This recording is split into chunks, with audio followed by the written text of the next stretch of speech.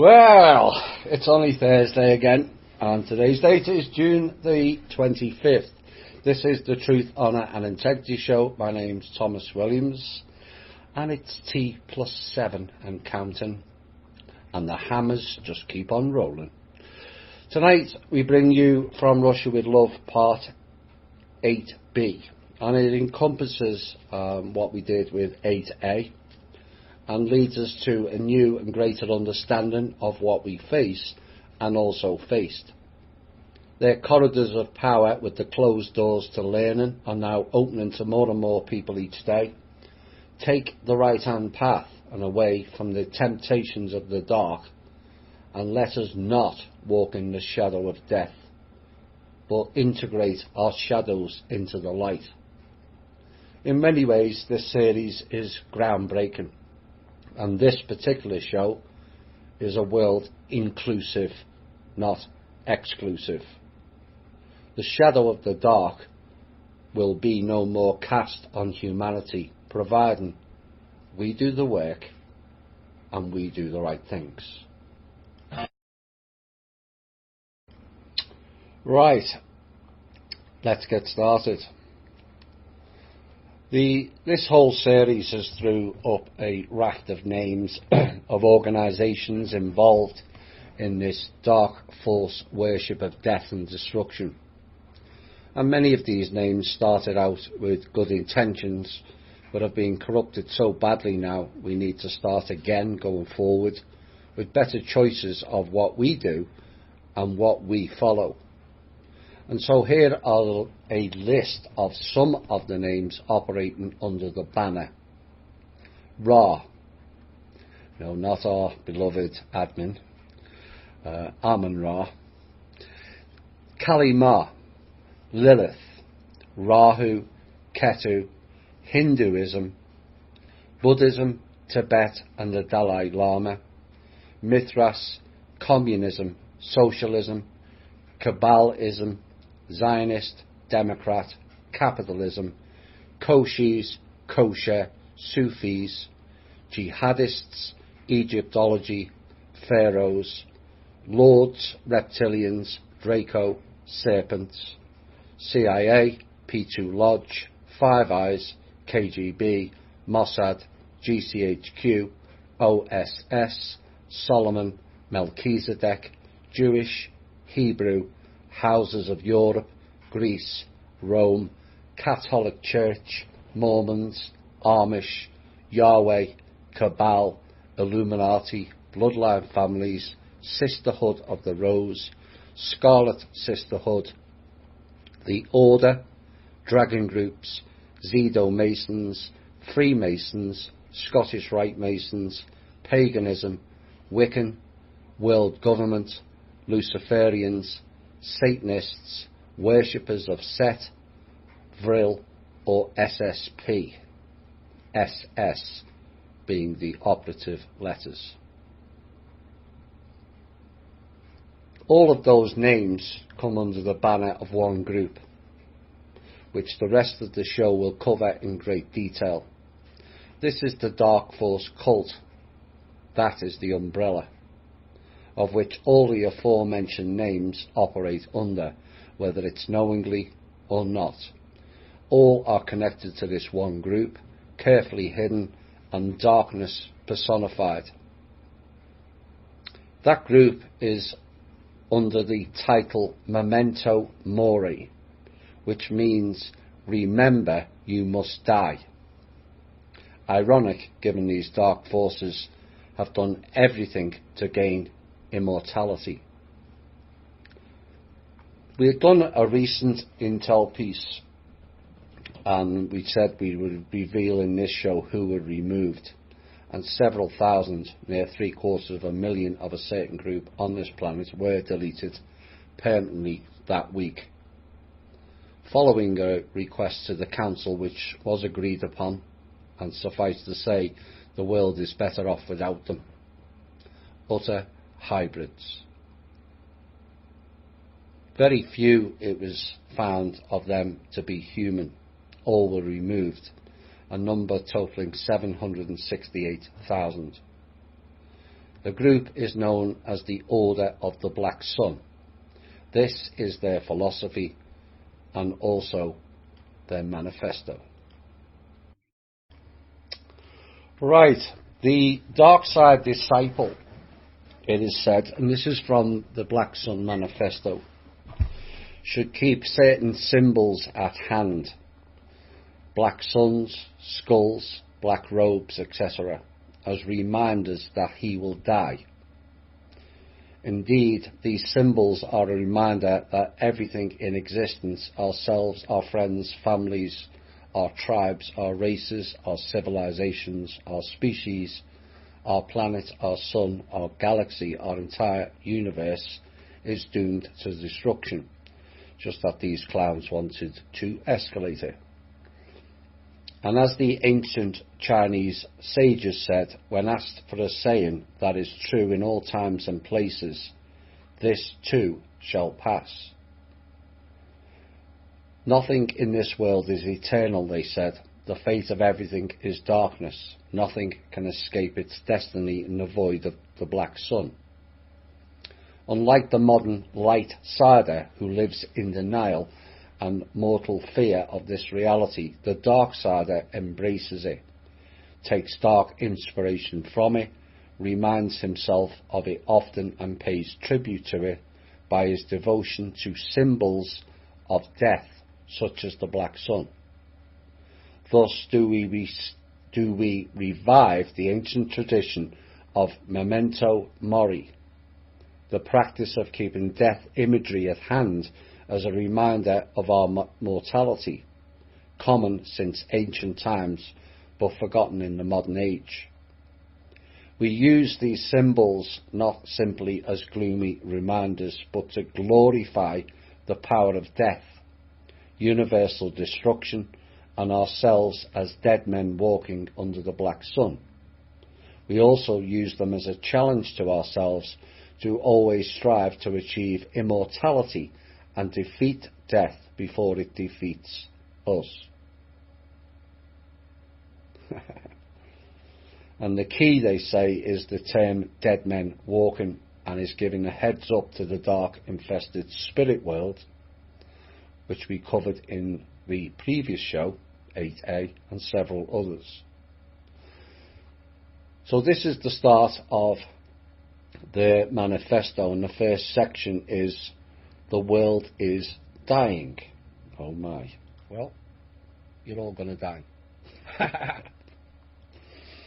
And the first terrible truth of our creed is the understanding that the formed world is dying and is indeed doomed.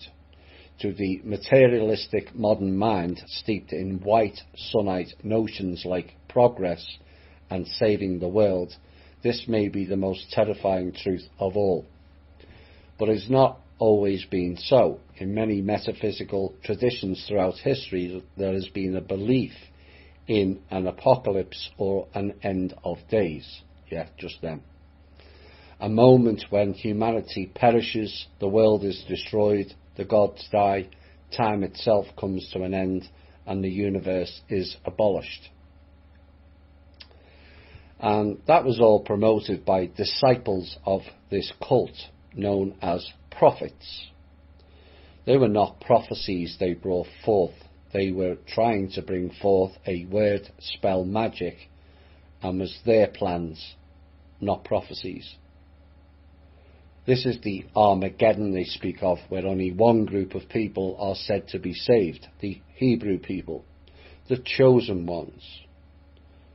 On Judgment Day, their folly will be all laid to bear. Having spent years doing the Jewish Hebrew religion of passing over their karma onto all of the people via their Day of Atonement, and they're not the only religion to do it either. The Christian religion, Islam, Buddhism, Jainism, Hinduism. These clowns pass over all the karma onto the people. And it will all come home to roost. This idea is a manifestation of Black Sun consciousness, they say, which is reoccurred in such forms as the biblical book of Revelation. So there you have it. The book of Revelation is the Black Sun. The Islamic Day of Judgment, the Norse Ragnarok, the Hindu Shiva dance, and the Aztec fifth sun, all involved in the Black Sun. Even modern science now posits that the cosmos is dissolving and will eventually go dark and return to the void. Modern science is wrapped into this cult also. If you don't go along with their belief, you get no more grants. It is how it works. But this piece also shows how they invaded and infested every culture and tribal group. And the first written testament, which means to bind, same as covenant, of the philosophy, symbology, sorcery and ideology of Kamud Dun, the Shadow Path, and the foundational book of Borzum Ghazal, which is the Order of the Black Sun, which encompasses all other orders and ideologies propagated previously by the Dark Lords. So what they're telling you there is they are the umbrella for all the other organisations, all operating under this cult of darkness. And this book documents the manifestations of the Black Sun's power in our thoughts, our lives, and the world at large. It is a written first testament of the philosophy, as conceived and practiced at our Black Sanctum. As the founders of this order, we record these thoughts so that others may know why it came into existence and what its terrible truths consist of. We offer this book not as idle philosophy or mysticism, but as a call to re-examine reality and your place within it. It comes from the endarkened minds of two who have had close encounters with the Black Sun's power and returned as darker, stranger beings with a message for others. For we have walked under the shadow for many years and wish to convey some of what we have learned to those who would follow in our footsteps. But you're not supposed to walk under or ignore your shadow sides. That's the kicker. We have to integrate them. People in the alt media talking about eliminating shadow sides, shadows. No, you integrate. It belongs, it's part of you and needs to become you, not a shadow.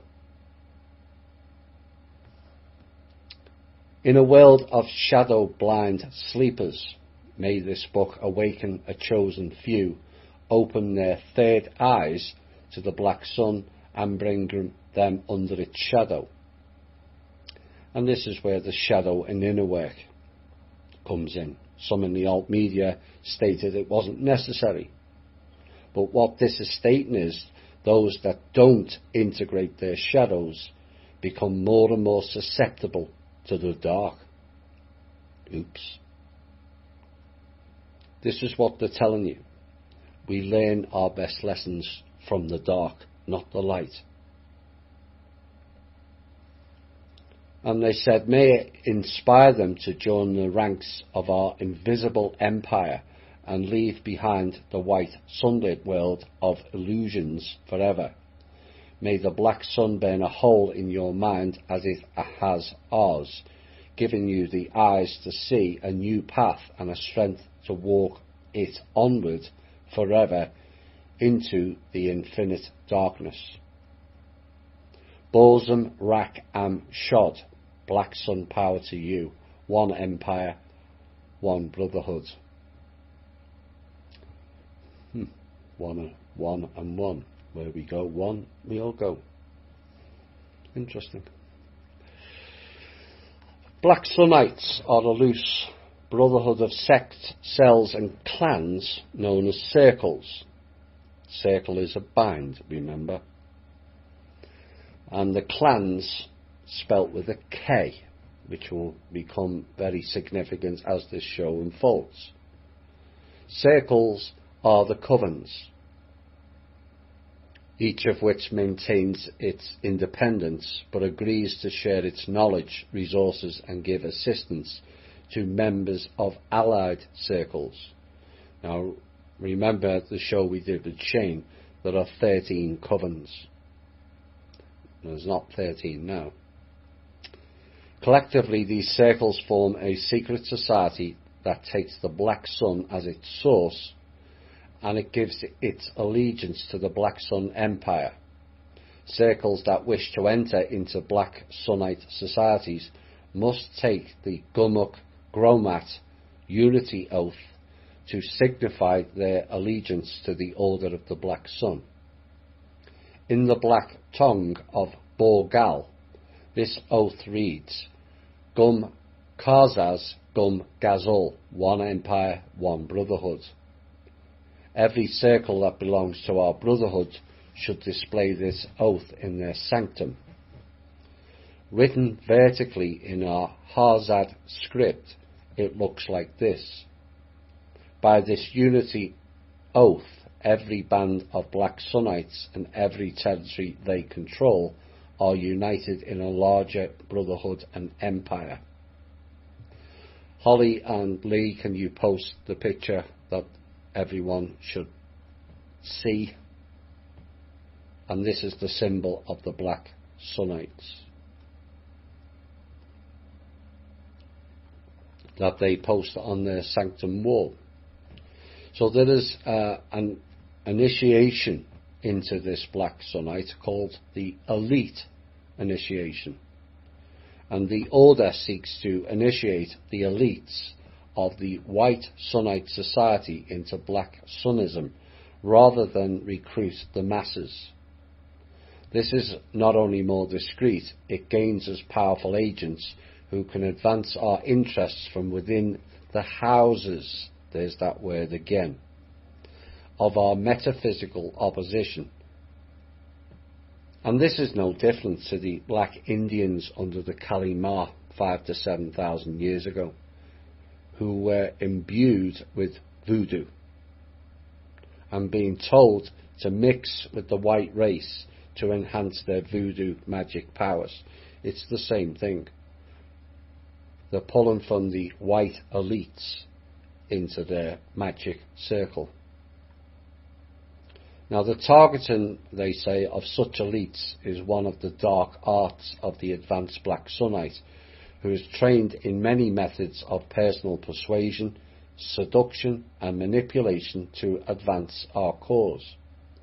Once an elite target has been fully exposed to our initiation process, he should give his allegiance fully to the Order and abandon any vestigial loyalties to his old ideals.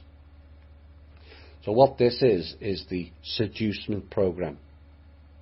And we've spoken about this many times in our shows, and too many have fallen for it via wealth, fame, and or titles of self-importance. That's how they pull you in. And they say, thus we pursue the Illuminati methodology, subversion from above, establishment of powerful cabals that operate outside the reach of the ruling system, while exercising leverage over it. These cabals can then subtly promote the agenda of the Shadow Council while sabotaging White Sunite initiatives from within. In extreme cases, they may be called upon to incite wars and revolutions, crash economies, or stage false flag events to destabilize White Sunite regimes. Secrecy is the next category. The founders designed the Order to be a secretive, discreet cult rather than a publicity-seeking cultural movement, precisely to avoid the problems with White Sunite backlash. Our creed is not for everyone, and does not need to be known or followed by the all. We do not subscribe to the ideals of openness, universalism, and egalitarianism espoused by white Sunnites, and do not use their methods. Black Sunnites meet, communicate, train, and operate discreetly, a bit like Langley. We transmit our dark truths to those who are worthy of them, and leave the rest to sleep in their white sun dream worlds. Here is a saying that summarises our viewpoint in this matter. Black Sunnites are the hidden followers of dark truths, not the open propagators of white lies. Black Sunnites are sometimes called Vragam Borshigors, the hidden dark truthers, for this reason. In a black sun-dominated universe ruled by hostile forces and threatened by white Sunnite crusades, hidden is how we must be and shall remain. Next category, seeing the shadow world. Becoming a black sun seer, Balsam Garuzath, means learning to unsee the light of the white sun that blinds most beings to the existence of the formless shadow world, for the white sunlight only illuminates forms, chans, those objects, ideas, words and social constructs we can conceive of, speak about and interact with. We say that the white sun is the source, Zog, T-O-Z-G, which fills our minds with models of the world, our mundane sensory awareness, theories, philosophies, ideologies, religions, languages and cultures.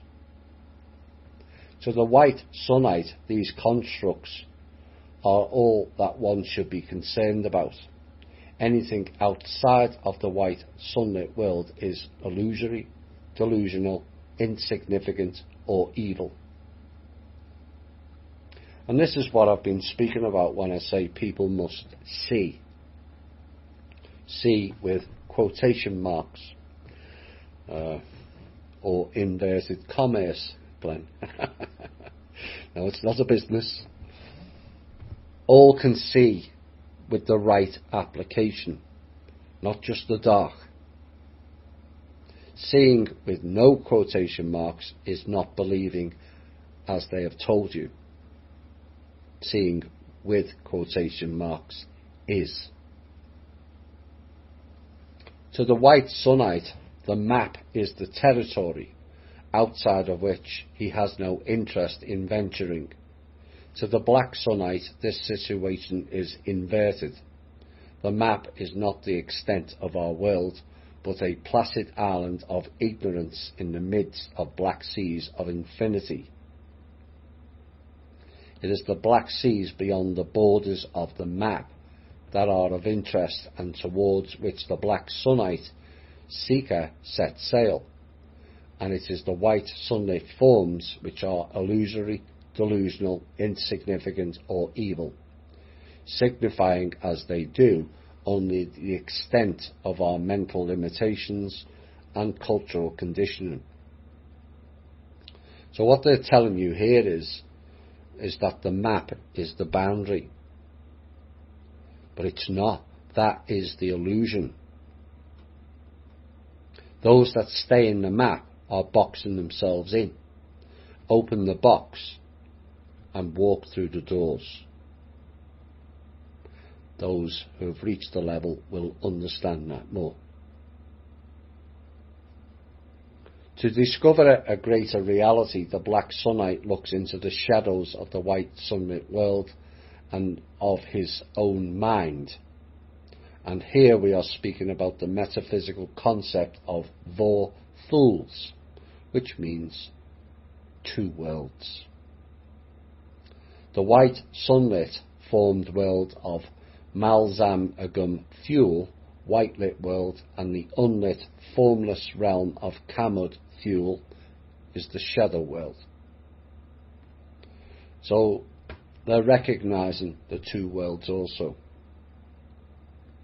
But they think they are the only one who can see both sides, and their arrogance is and was their downfall. I spoke of the two worlds back first in 2015, and I expanded on it in 2016.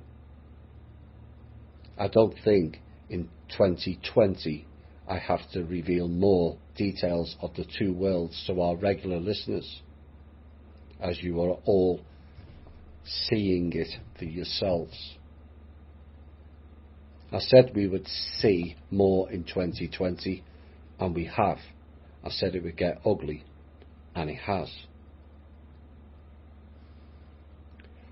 The white sunlit world is where almost all beings spend almost all of their time. The shadow world is where only a few mystics, magicians, madmen and prophets dare to venture. But this dichotomy of the two worlds is an ancient metaphysical idea that appears in many traditions, and below are some of the other descriptions of the two worlds from other traditions that show how universal this idea is. Castaneda's Tonal and Nagual, Plato's cave and world outside the cave, Hinduism's Vyaktam and Avyaktam, Schopenhauer's world as representation and will, Buddhism's Taizokai, womb world, and Kongakai, diamond realm, Kabbalism, O-Er, divine light, O-H-R, and Ein Sof, the infinite, Gödel's provable and unprovable theorems of mathematical logic, Taoism, 10,000 things and the Tao, Kenneth Grant's Universe A and Universe B, Huxley's Ordinary Mind and Mind at Large, Islam's Seen and Unseen Worlds, Shamanism's World and the Other World, Kant's Phenomenon and Noumenon, Lovecraft's Placid Island of Ignorance and the Black Seas of Infinity, Quantum Physics, Observables and Wave Functions. Our notion of two worlds is thus in general agreement with many other traditions and is not particularly radical or strange. What is radical and strange are the dominant ideologies of this age of enlightenment, which posits a world that is only knowable through reason, language and sensory input, and which depreciate or deny the existence and the power of any other world. This is the boxes. This is the astral travel. People think that's the limit. It's a bit like the sky's the limit. Is it? Says who? It's not my limit. And if people do the shadow and inner work and develop their souls, it's not, the sky's not your limit either. The answer would be, which sky? But it's interesting they use the term enlightenment. Like everything else, they work both sides. Remember that saying, because it's going to become prevalent right throughout this show. They work both sides. Like war, boogeyman and saviour, yin and yang, they are both and all, or were, as that dominance is waning fast now. It is pervasive delusion that the black sun seer must see through, but to do so requires a great deal of unlearning and unseeing for the mental constructs most of us have been conditioned with in this culture, and are designed to draw our attention only to the white sunlit world, leaving us totally blind to the existence of the shadow world. And this is why the perception of the shadow world usually comes as such a shock and feels like such a cataclysm. It rends apart our conditioned inner landscape like an unidentified mental object and an intrusion from an alien world that threatens to destroy our own. It is this perception that we symbolize by the black sun, a portal into an incomprehensible outer dimension that we didn't previously suspect existed, suddenly opening before us, yes, the gates of hell, Mount Shasta, threatening to devour our inner space like a black hole devours outer space. But what these clowns don't know is, the other side of a black hole is a white hole. And it goes into a different time-space, different universe. And this is what science calls the Big Bang. And it's not a Big Bang at all, but an infusion of light, particles and matter infused onto a new canvas. Imagination does the rest. This perception is what the initiated black sun seer signifies. By putting a black spot on his forehead between his eyes, marking him as one of those rare beings who has opened his third eye, Jawat Goral, to the existence of the shadow world and now walks under a black sun.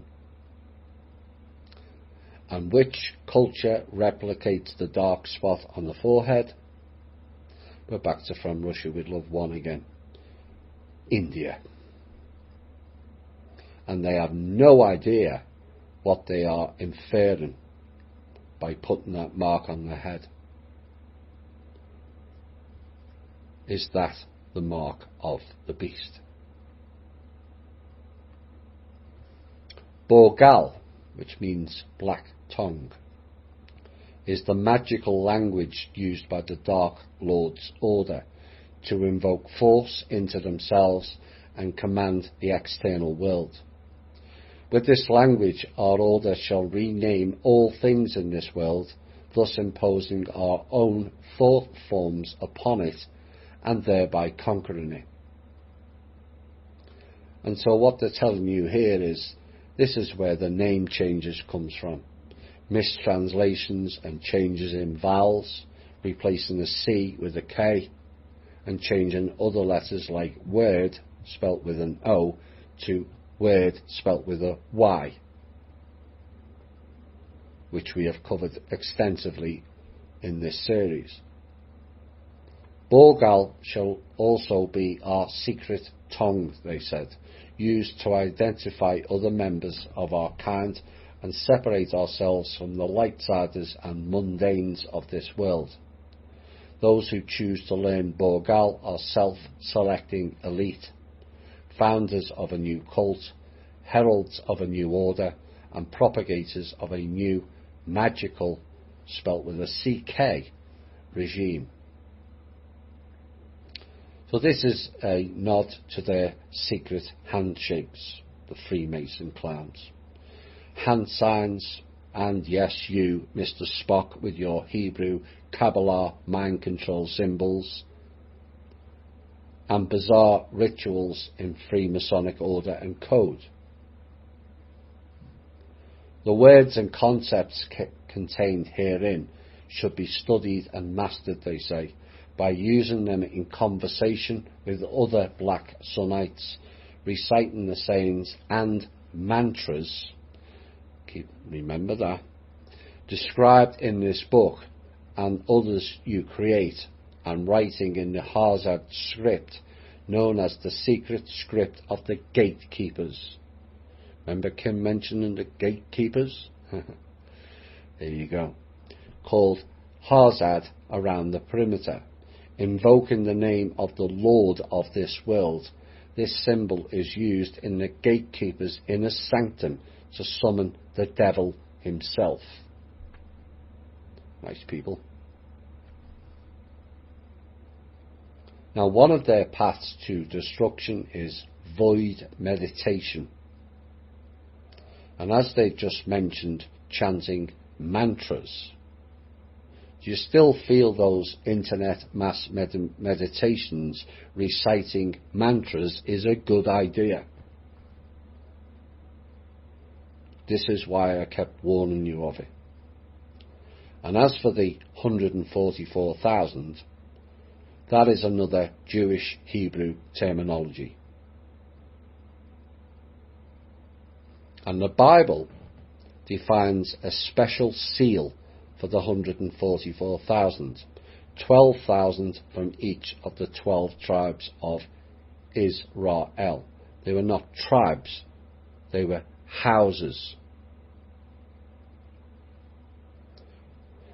who lead the reunification of Israel in the last days, it is said. What is this seal? Well, Revelation 14:1 tells us it is in the forehead of the 144,000. And it is the name Yahweh written on the forehead. So where have we just heard of the mark on the forehead? And this perception is what the initiated black sun seer signifies by putting a black spot on his forehead between his eyes, just like the Indian people following the Kali Ma and the Dark Lord Shiva and Vishnu. They're all branded with Yahweh. And one has to ask, given one certain group in our media cover all this stuff, is it Cobra with a C or Cobra with a K? Now, when we did this show, I was not suggesting at that point that Cobra is dark. But should you choose to continue with his moon goddesses, meditation with mantras, 144,000 Yahweh followers once knowing the facts, then people have a choice to make themselves. Either way, it does not look good or augur well for those following these dark occult practices. And ignorance now is a choice. Mass meditation, chanting mantras while opening the third eye, which is a portal, and following their scriptures of the 144,000 dark demons, which is what they are, is a recipe for disaster and actually feeding energy to the order of the black sun. Remember, I said earlier, they play both sides. And I'm sorry if that upsets people, but we've had enough of their hidden dark agendas and being duped as working for the light, but actually we are enhancing the dark. Next category in their manifesto is called the Dark Lords. Oh my. I knew.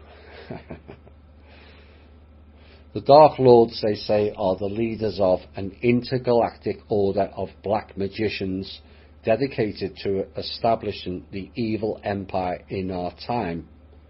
In their many books, they explore the implications of a universe ruled by the dark force, Diaboli, and the Black Sun.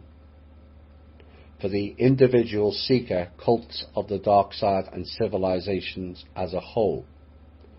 From their black temple, they are unlocking the secrets of magic, spelt with a CK, and masterminding a new order, a new age, and a new regime of power, merging metaphysical currents such as Sithism, Satanism, and Black Sunism, Diabolism, and Dark Taoism.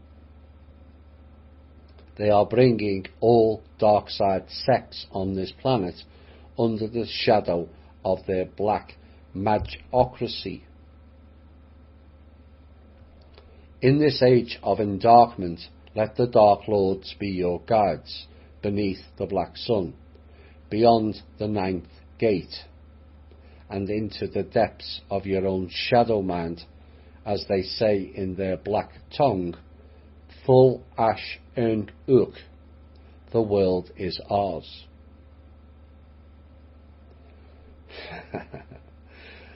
You thought wrong, jackasses. As they will reside in their dark shadow worlds with all the ignorant and the bots of this world, we will reside in the higher frequency plane of this world, and eventually immigration will be from your world into ours. And quite frankly, you can stick your dark sun world right where you talk out of, your asses. The Lords, oh dear, riddled throughout the religious books in all cultures, all were dark, and I mean all. But the people sought external idols, not internal, and have paid a heavy price for that. But the black magicians are the Koshis mentioned in From Russia with Love 1 and 2. Koshi became kosher in physical manifestation. The dawn of the black sun, a first revelation. Dark Lord Karzatha first began to perceive the black sun strongly sometime in 2010 of the old calendar, more than a year before the declaration of Imperial Year 1, 2 years before December the 21st, 2012, and 7 years before the Black Sunrise event, which was the solar eclipse in America in August 2017. And this is why certain people were drawn to attend that event. Some to harness the power, and others attended to counteract it. The latter prevailed. At that time, he began to write a series of essays to express the dark sense of inspiration that his newfound awareness had stirred in his soul and put him on the Black Sun path, and this was his first essay. A great darkness is falling over mankind, for the shadow of the black sun is dawning anew upon the world. The age we are entering in is going to shatter the minds of all believers in religions of progress and benevolent gods. Yet for those forward-thinking reactionaries who can adapt to a transformed world, it will be an age of unprecedented opportunity. To survive and thrive in the new dark age, you will first need to decondition yourself from a lifetime of cultural programming, which has implanted insidious memes like progress, justice, equality and liberty deep within your mind. Those are the memes of another age, born of a brief orgy of fossil-fueled indulgence and progressive hubris that has no future. So what they're telling us here is they're stupid as well as arrogant, because oil is not fossil fuels, you dipshits. In the aeon of the black sun, you must relearn the hard wisdom of your ancestors and the answer to the riddle of steel. Like Conan the Barbarian, you must reclaim your right to be sinister and to take what you want by right of conquest and superior will. For in the black sun aeon, the weak of will shall perish, and the meek shall simply die. In the black sun aeon, there will be no valid governing principle save superior power. In the black sun aeon, there will be no universal brotherhood of man, only warring races, tribes, nations, and orders without end. That aeon they speak of, whether they like it or not, ended in 2012. Their timeline is over. and more now are being exposed and exposing themselves. Their dark mirror magic is failing, and their hidden masks are peeling off and being exposed to the light.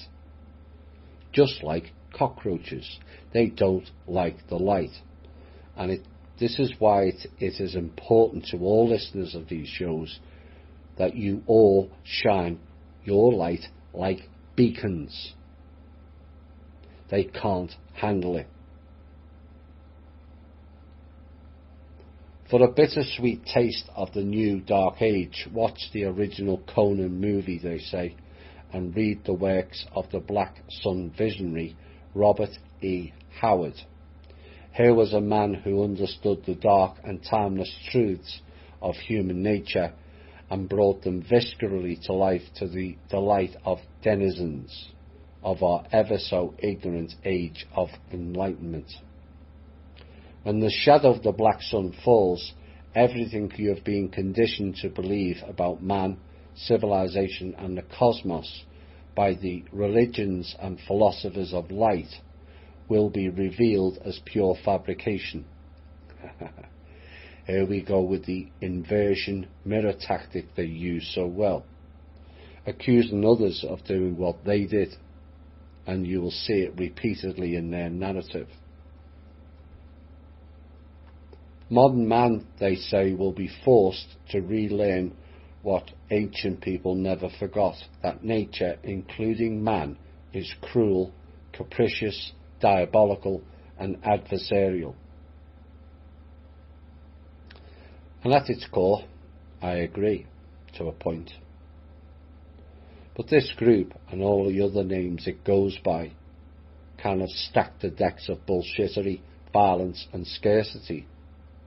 And yes, we will relearn, not their ways and false his story, but chart a path of a better world with our story, because theirs failed.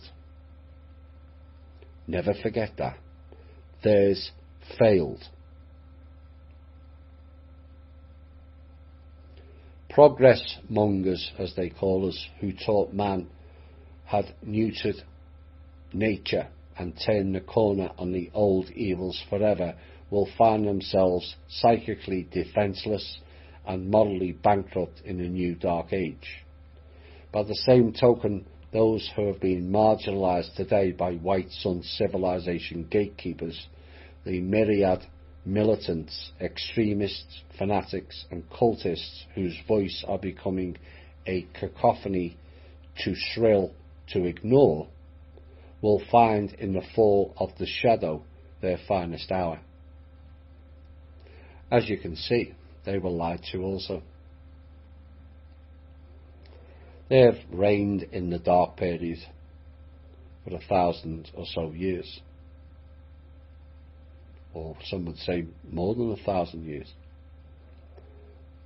and still failed to take us and prosper. We never gave up. They just became arrogant, and that is and was their downfall, along with believing all the Dark Order lies that has been spread out over centuries.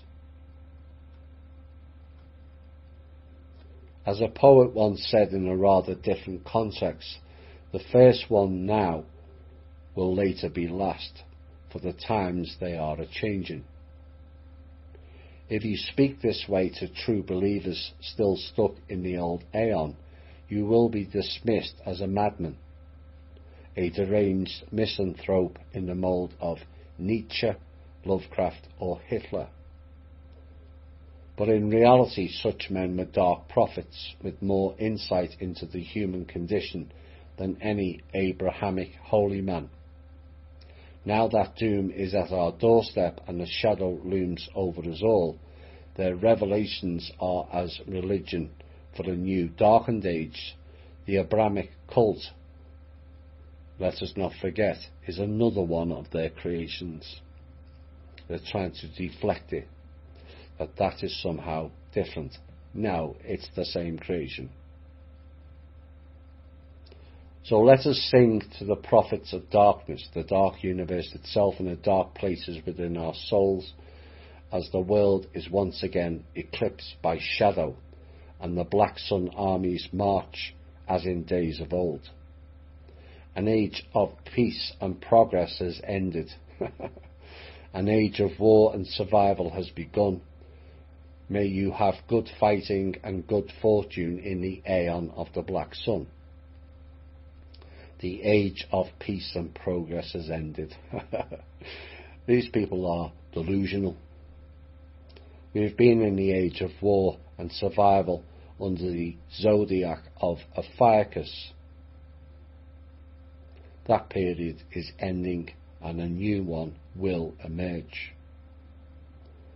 It's like the old saying, none so blind than those who not only can't but won't see. Delusions of grandeur, self-importance has run rancid through their vessels like a virus in a petri dish or in a Wuhan research centre, shall we say,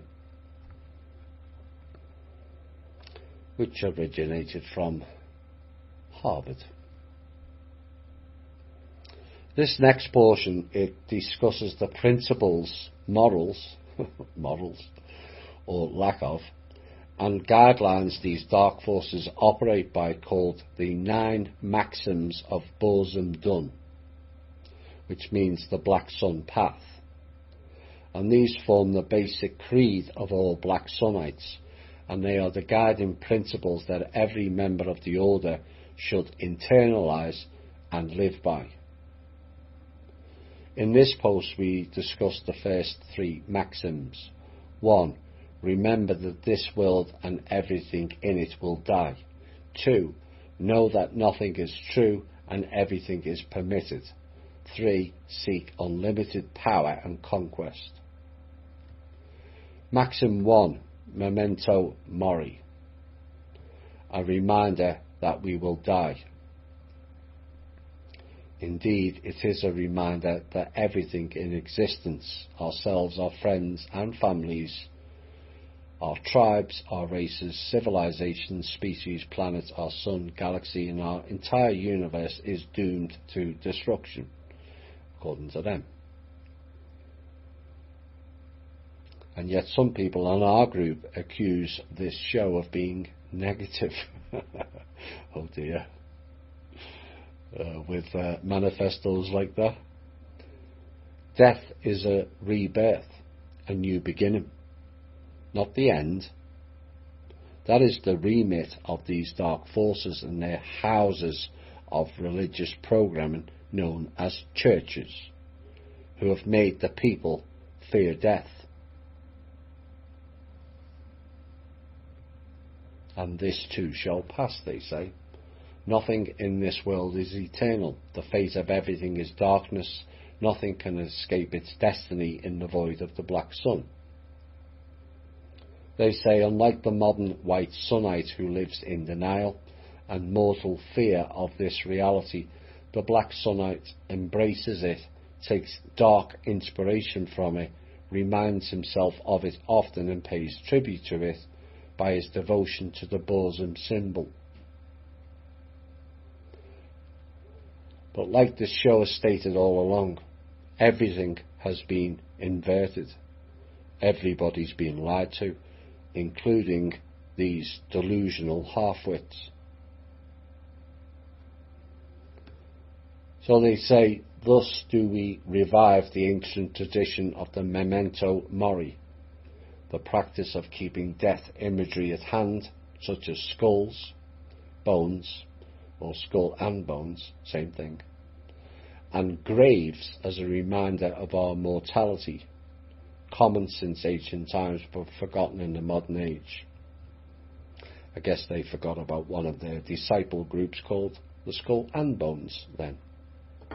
And we use the symbol of the black sun for a similar purpose, but a different slant than the white sunites, to glorify the power of death, universal destruction, and ourselves as dead men walking under the black sun. Well, they got one thing right out of that. Dead men walking. TikTok. Maximum 2. Nihilism. Philosophically, we are nihilists. We believe that all moral philosophies are a collection of words and concepts which are negated by the reality of black sun-dominated universe. The inevitable extinction of life, the death of stars, the diffusion of the galaxies, the disintegration of matter, and the return of this verse to the void from whence it came, all undermine the authority of any values, morals, or laws of which we can conceive. Just as a black hole is a divide by zero error, divide by zero, that means there is no zero. Parts 1 and 2 of ones and zeros covers that. In fact, after 8C, I may replay those two again. It'll tie this in. The black sun is a divide by zero error in the reasoning of the moral philosophers. But perhaps someone forgot to tell them energy cannot be destroyed, only transformed. And as for the outdated black hole theory, it only consumes, that is for the realms of science fiction.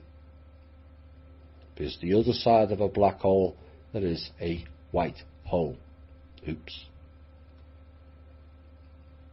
And that signifies the white hole is in another universe, and so expansion continues.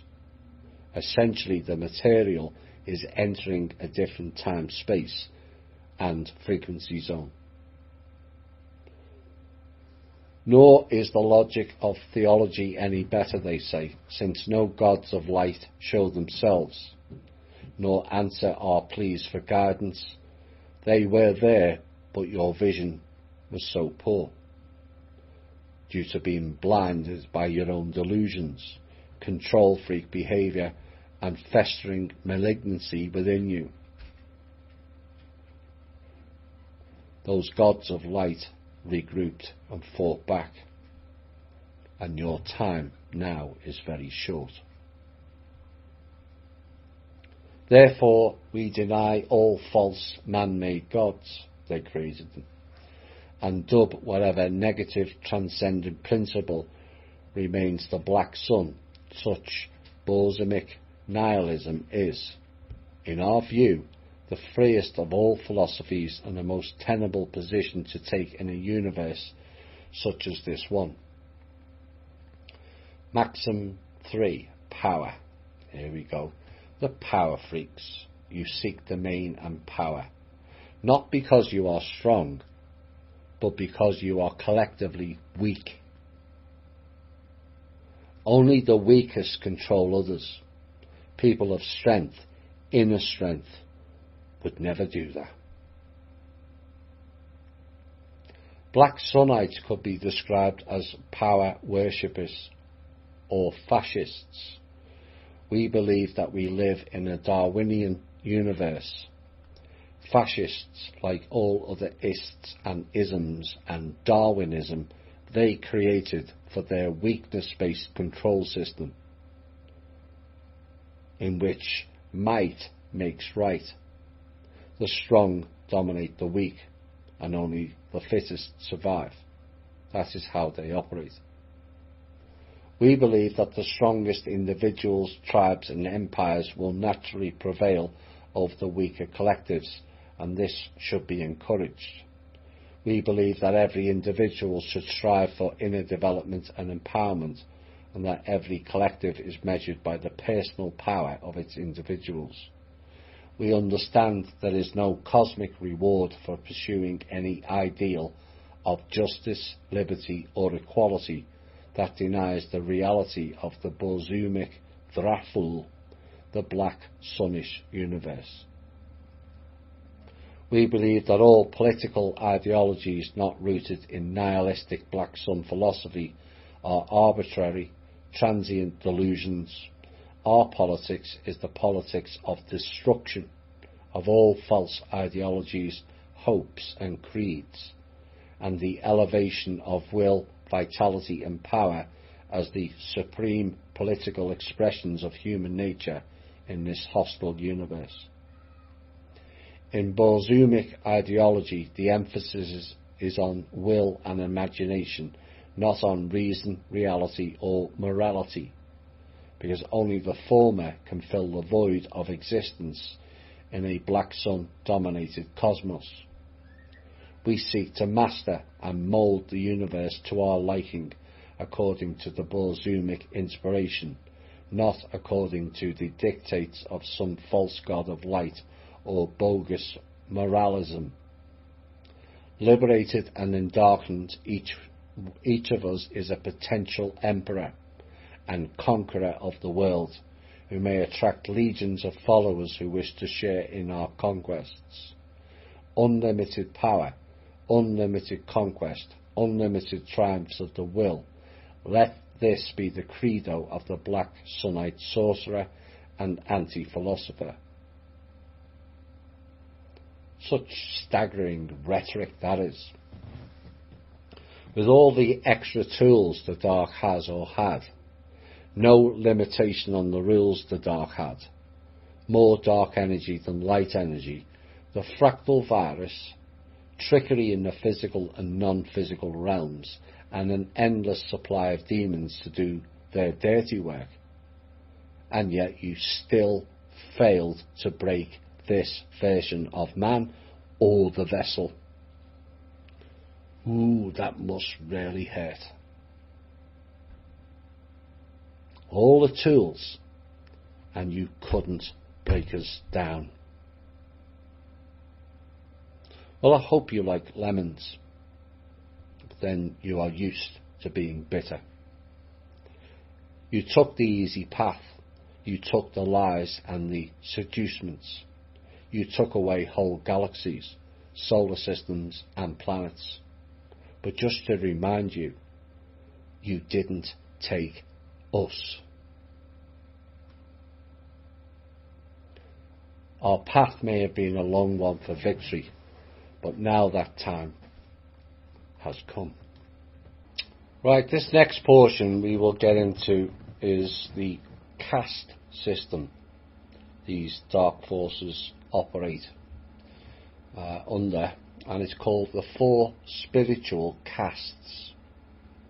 Is it a coincidence that if you type in caste system, yet again you arrive with India, where this more modern day war originated from? Well, the answer is no. India was the ground zero for the modern way of light and dark. And no, that doesn't mean we have to denigrate all Indian people either. All peoples and beings have been played as pawns in this insidious demonic dance of the dark. But I'm asking the people of India, like the Jewish people, to see through their religions and what passes off as culture as a grand lie and correct it. So black Sunnites divide human beings into 4 spiritual castes based on their inner trajectory and destiny as it relates to the black sun.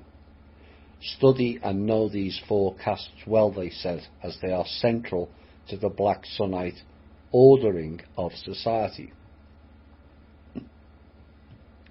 So the first caste is called the shadow blind, Kamud Wikitith, and they are said are the most mundane white Sunnites who live their lives oblivious to the black sun power and to its very existence.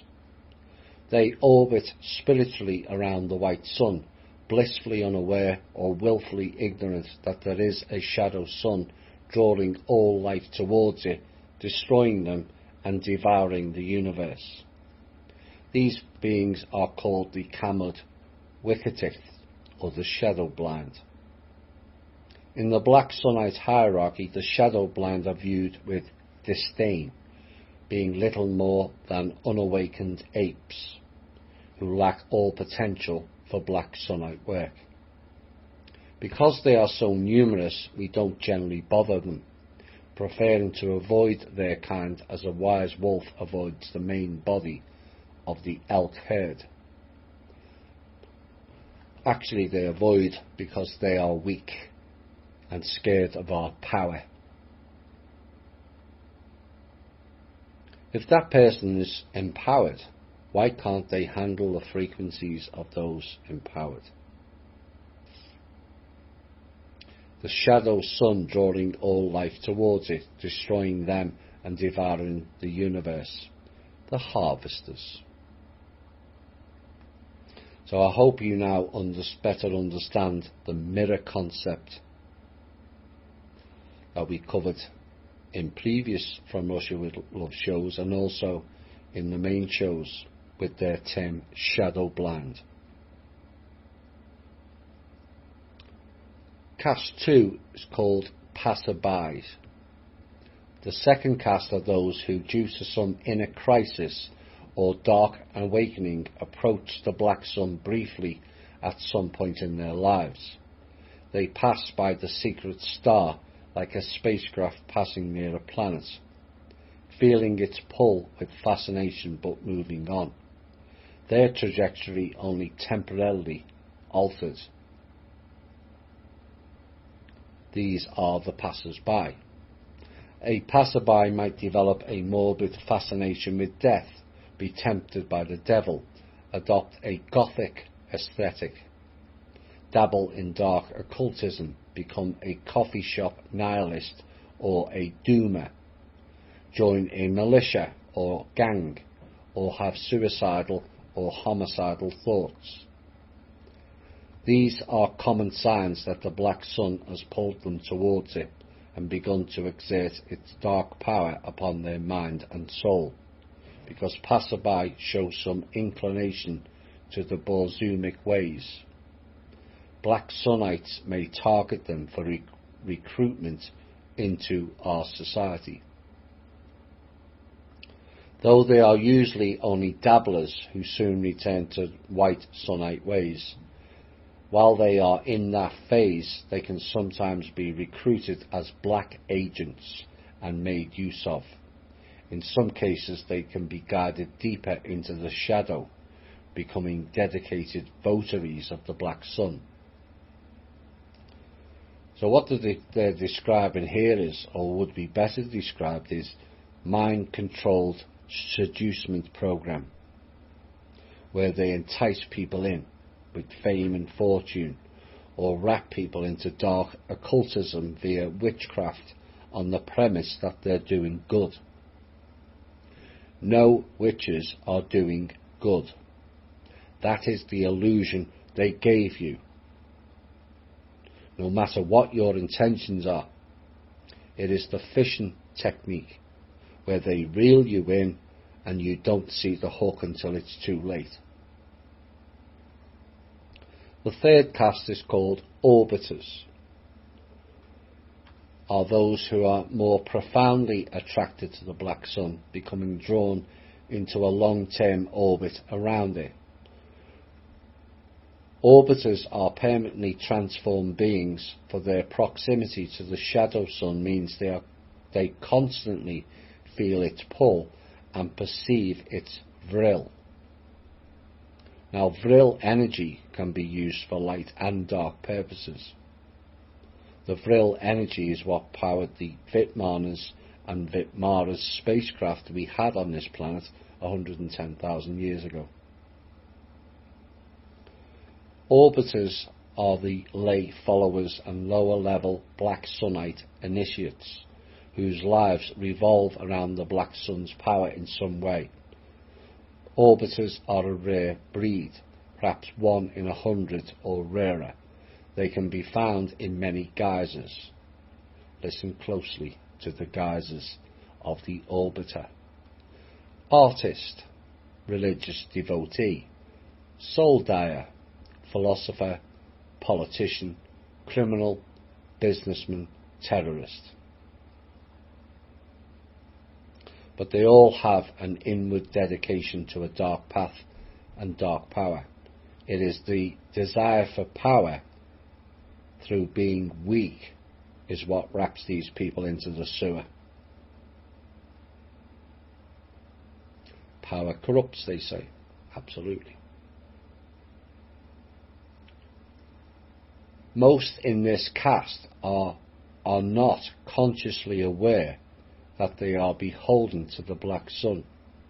They may use some other name for their source of allegiance, such as God, Satan, Allah, death, the dark force in nature, or power, or simply follow their source instinctively without giving it a name.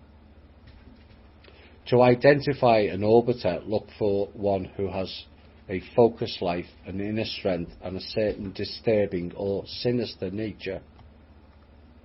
You've certainly seen a few of them recently. The ability to spot such beings takes experience and intuition. The more advanced you are in the caste hierarchy, the more easily you will be able to spot them. And this also works on a frequency level an individual puts out. Like attracts like. And we mentioned this in another show about a certain other Facebook group. And some members expressed disbelief or disappointment certain people join that hate group. But it's not a surprise. Their masks wore off and they joined their level. That is where those people are in terms of development of the self. Dark. Orbiters are not typically found among wild criminals, drug addicts and dregs of society. In fact, they are often upstanding and successful citizens who keep their dark allegiances very private. Our challenge as Black Sunites is to locate such beings and recruit them into our order by awakening them to the true source and nature of their path, and at the same time we must groom our own orbiters in the form of black agents, acolytes, and the black knights of the order. Caste 4, the shadow bound, are the rarest of beings, those who pass entirely into the Black Sun, immersing themselves in its shadow and leaving the white Sunite world behind forever. These are the Shadow Lords and the Black Emperors, who have made the Zambram Zath, lightless realm, their permanent abode and kingdom. We call those who have entered fully into the Shadow's embrace the Kamod Narkith, the Shadow Bound. So there you have it. They are telling you the value of shadow work. Those shadows that are not integrated are like a beacon in their world. Something they can capture you by. And like Solomon did, testaments and covenants have the same meaning, to bind. They have something to bind or bound you by. And from that there is little to no chance of escape, as the next sentence states. The shadow-bound can be compared to denizens inside a black hole from which nothing escapes and no light is emitted. They are trapped spiritually within the horizon of the Black Sun with no hope of rescue and no way to communicate with those outside the sphere of the pure shadow. To study under a Shadow Lord, one must enter the Black Sun oneself, becoming just as trapped in the lightless realm in the process. Thus the quest for Shadow Lordship is a one-way journey into the spiritual void or into the realm of the living dead. Essentially, those people or beings are trapped in the astral realm, and also those in the underworld, as mentioned with the Nagas in an earlier show. It is said that few people will ever encounter a shadow-bound being. They are 1 in a million or more, At this stage of the Order's development, we can count their number on the fingers of one hand, with digits to spare. This will probably explain the three people who are at the top of the tree of the control system: Marduk, Anu, and Enki. We have met many in our battles. They all reside at what they thought was the top of the tree. But they were wrong about that also. They were not the top of the tree. And it seems that precious few have the commitment, the dark gift, and the independent spirit necessary to complete the Black Sun path and reach shadow lordship in this age. That'll be a no. It's only the few, because the light fought back and decimated your numbers, and too few are believing your bullshit anymore. But they said those who do will join the ruling caste of the Black Sun Order, to whom all other castes defer. The Draco-Reptilian hierarchy and caste system, all in one sentence there. And they said our highest task as an order is to groom select beings to become future Shadow Lords themselves, thus ensuring the continued survival and power of our brotherhood. The Shadow Band. To bind, like covenant and testament and religiaire, which translates into religion, all of which means to bind you to the dark. Now this next part brings in the Chinese, Japanese and Tibetan monks elements of the order, called the Legends of the Black Sun Scroll.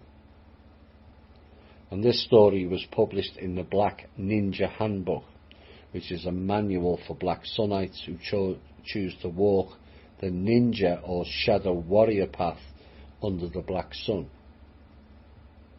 In modern times, they say, many important historical ninjutsu scrolls have come out of the shadows of private family collections and have been made available to scholars or published in book form for the first time. But there is one scroll that has yet to surface, though it still exists as a dim legend and a dark vision in the minds of the few who have heard of it. We speak of the legend of the Black Sun Scroll. The document, which describes the darkest arts of black ninjutsu, such as the Shoninki and the Bensen Shukai, describe the ways of white ninjutsu. The Black Sun Scroll is said to contain the secret lore of a ninja clan that originated as an Akuto, A-K-U-T-O, one of the evil band of thieves and bandits who terrorized ancient Japan. And this is likely the origin of the modern group known as the Yakuzas. And the meaning of the word Yakuza is the extreme path. Well, the extreme path is the Black Sun. It is said that some 600 years ago, this band came under the influence of a mad Buddhist monk named Kanu, an adept of the Mikyo sect who had also trained with the Yamabushi mountain mystics and the fanatical Sohei sect of warrior monks. And you all thought the monks of Tibet or elsewhere were all about peace and harmony. Well, that's another illusion smashed. And no, I'm not going to apologise for it either. Kano was obsessed with a vision of the Kuro no Hai, the Black Sun, which he alone was apparently capable of perceiving. By his perception of the dark energies emanating from this invisible sun, the monk believed he had been given magical powers and prophetic abilities that will come up again later. but most people just thought he was mad. They were right. Completely mad, insane. He was expelled from the orthodox Buddhist orders for his erratic nature. Kano wandered the wilds of Japan, a desperate man who resorted to begging and petty criminality to survive. And that was when he came in contact with a band of thieves and mercenaries who, equally outcast and despised by conventional society, took him as their spiritual leader. A bit like Genghis Khan, is it not? Perhaps they went east as well as north and west. Together, this unlikely band evolved into a bizarre cult led by an inspired madman who gave them an ideology that elevated their activities above common criminality and mercenary terrorism to apocalyptic holy war. For Kano saw the cult's activity in cosmic terms. He taught that the white sun of the present age was dying. A black sun would soon rise that would cast the world into war and darkness, and the chaos the cult spread was the will of the Dark Tao. In time, the cult settled down in a remote mountain village in Koka province. There they constructed a temple known as Koron Ohiji, Black Sun Temple, where Kano conducted services for the cultists. So there we have another reference of all evil practices being ran out of a temple, like Solomon and Herod. And notice more again of all the names beginning with K. He also began to record the cult's lore, L-O-R-E, not L-O-A-W, and his prophetic and magical insights in secret scrolls, magic spelt with a K instead of a C, or with both, is a common practice of these dark occultists. Thus was born, it is said, the Black Sun Scroll of Legend. By this time the cult had become a skilled band of mercenaries who conducted their night raids, arson, theft and assassination for any warlord who would hire them. Thus they became one of the earliest and most notorious clans of Shinobi no Mono, stealers in ninja. Ninja is a person trained in ancient Japanese martial arts, it is said, and employed especially for espionage and assassinations, and so, in essence, they are a mercenary group. Now, shinobi means covert agent, and it is the hidden name for the original ninjas, not the modern day ninjas, but a being with invisibility, it is said. And that's where the ninjas derive from. Beings with invisibility. They were cloaked shadow beings that can become physical when encountered. And they are often used as egregores for statues that are around financial or government buildings. And to you they will be fixed stone objects. But to someone in tune with the other planes, they will become animated in the physical and can and will attack you.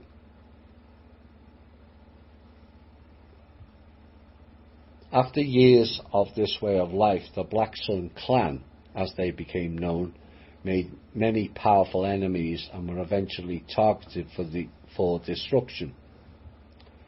It seems that their decisive offence was propagating their heretical religion, which Kano was now calling Black Sun Zen, Black Shinto or Dark Taoism.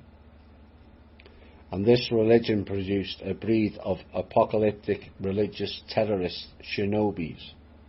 that terrified even the powerful warlords who employed them.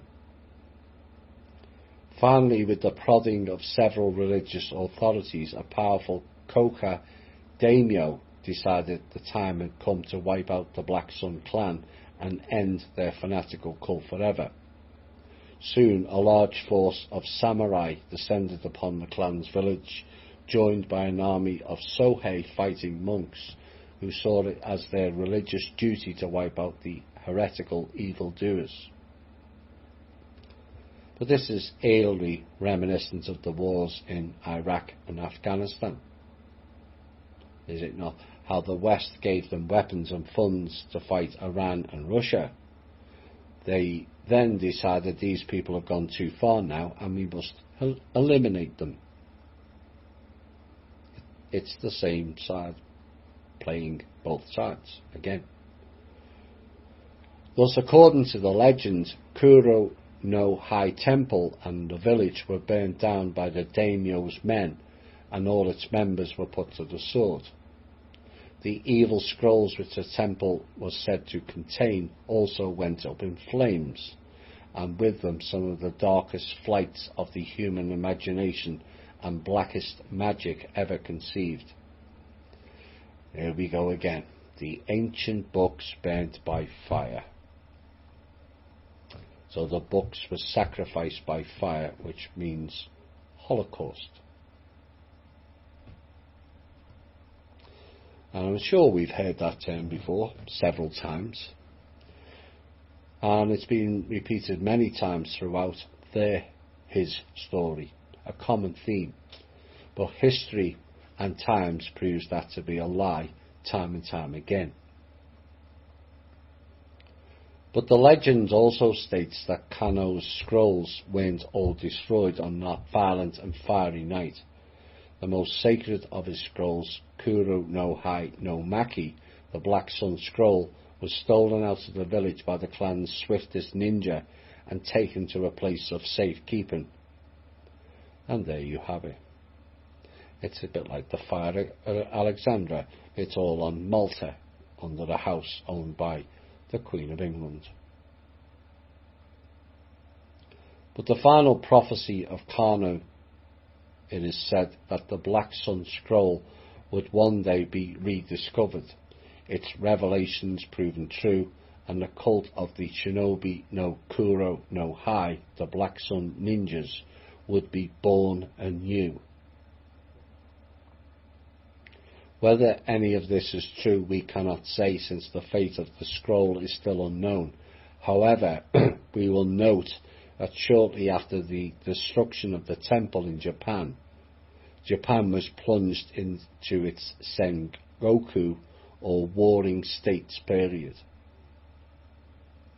A dark age of war and chaos that lasted for more than a century. Thus, in that respect, Kano was prophetic, though it remains to be seen whether the Black Sun Scroll will resurface and its cult of Black Sun ninjas will live again. All those dark powers and magic and invisible ninjas, and yet you can't find your own book after a few hundred years. Not very powerful, are you? The light has found and studied many ancient books in that time, read by the ones who attained higher soul development. Just saying. This is their song.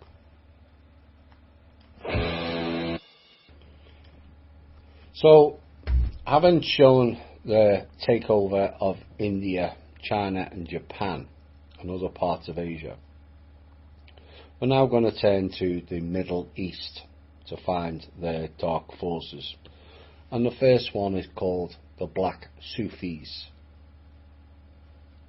And the Black Sufis are an order of dark mystics that is said to have its origins in pre-sand Egypt.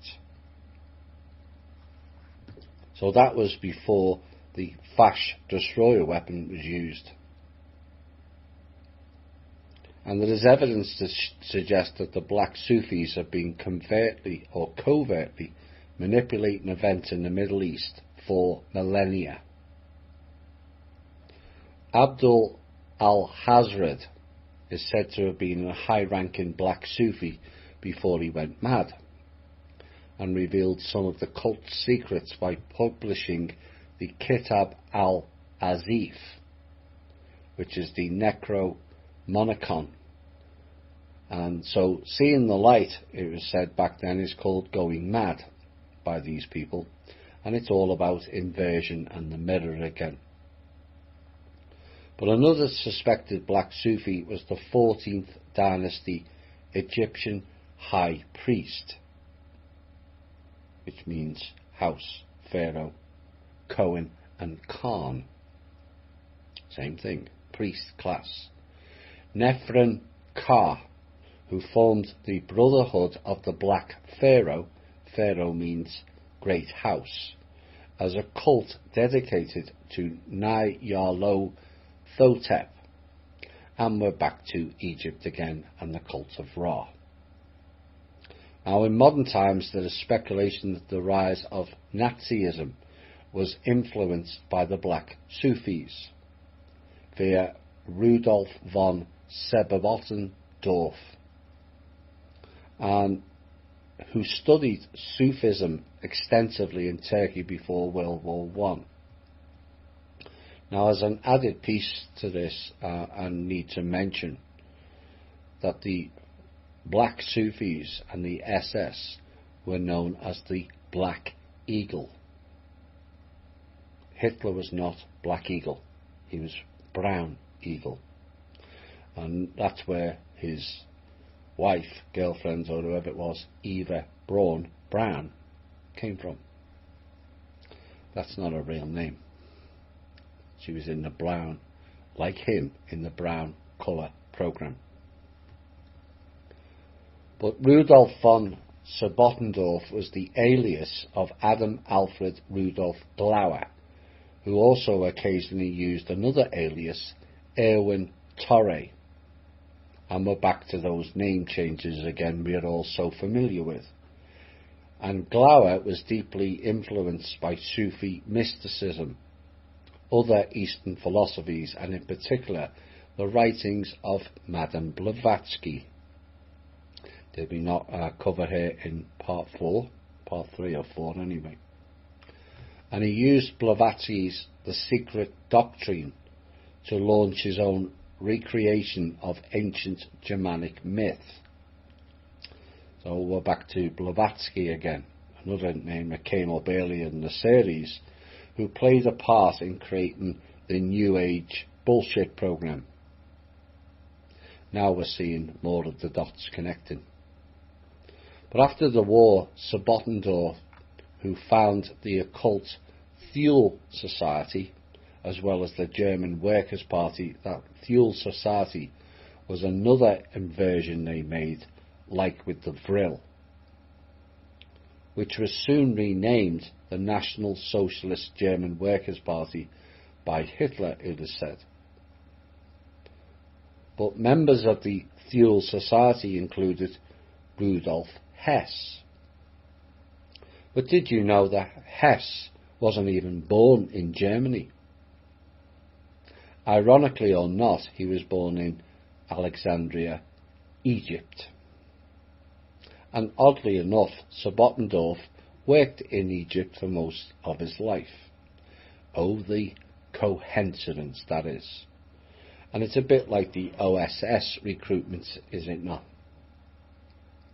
Dietrich Eckart and Alfred Rosenberg, both of whom have Jewish ancestry, were the other two protagonists of the Thule Society.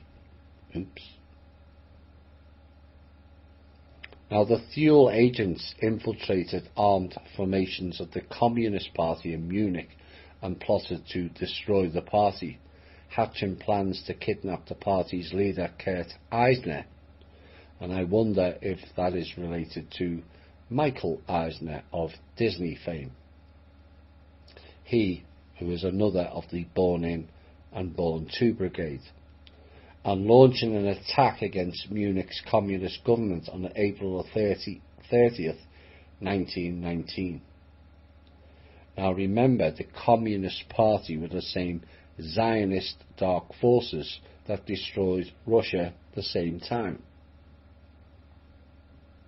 So they were in Germany for the next stage, which is World War II. And what they're saying here is they're going to attack this enemy when it's actually the enemy, part of the enemy, two sides of the same coin. And what this was all about was a hostile takeover of both Russia and Germany. But imagine if Donald Trump attacked a communist party in America today. He would be cast as an American hero, would he not? Courtesy of the mainstream media narrative. But as I said, significantly, not only Hitler wasn't in the Black Eagle, he was also not the lead SS, and he was also not a member of the Thiel Society. So do you want another dot connector that ties all this in? You see, Rudolf von Sebottendorf was a Freemason. But more interestingly, he was a Sufi of the Bektashi order after his conversion to Islam. And so this piece adds more to my theory that Hitler was not in the inner circle or the driver of the so-called Nazi group, and was added into this group of dark forces, possibly unaware of what he got himself into. A Western religious scholar specializing in esoteric Sufi sects has recently uncovered evidence suggesting that Islam was manufactured by the black Sufis as a front for an abysmal cosmic religion. Islam, like Israel, is ISIS. Lam means to make an escape or go into hiding. And so Islam just means ISIS went into hiding. Israel is Isis Ra-El. Isis Ra are El's gods.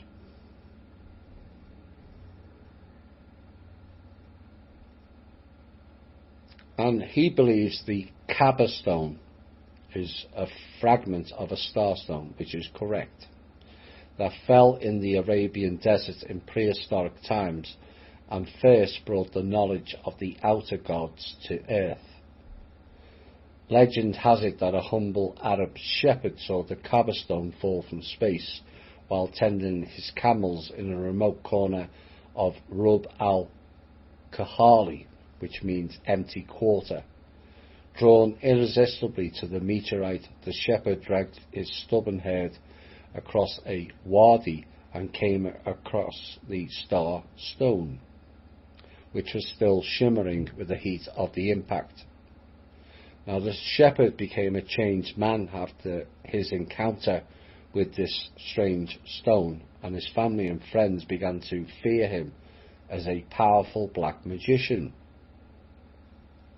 who seemed to be able to know their thoughts and control their minds, have terrifying knowledge of the cosmos, and foresee strange future events beyond their imagining.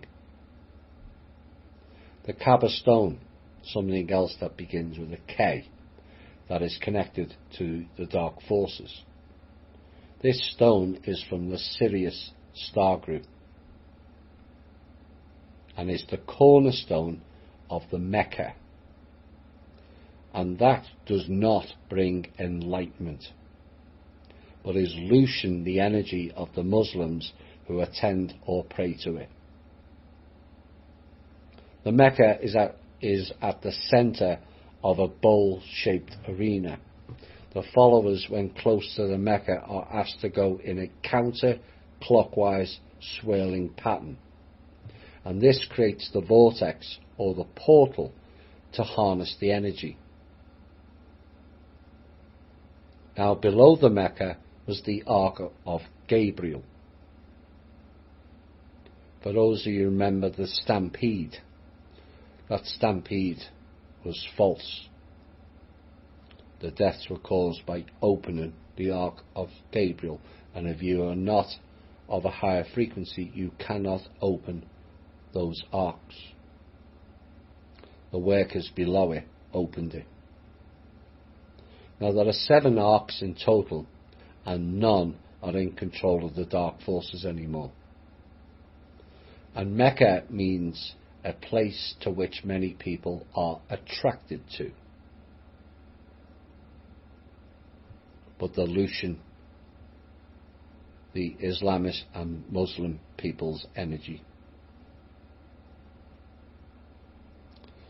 Now this shepherd, a prehistoric Arab sorcerer unknown to the mundane world, it is said, would become the founder and prophet of a lineage of sorcerers that would become to be called the Black Sufi Order.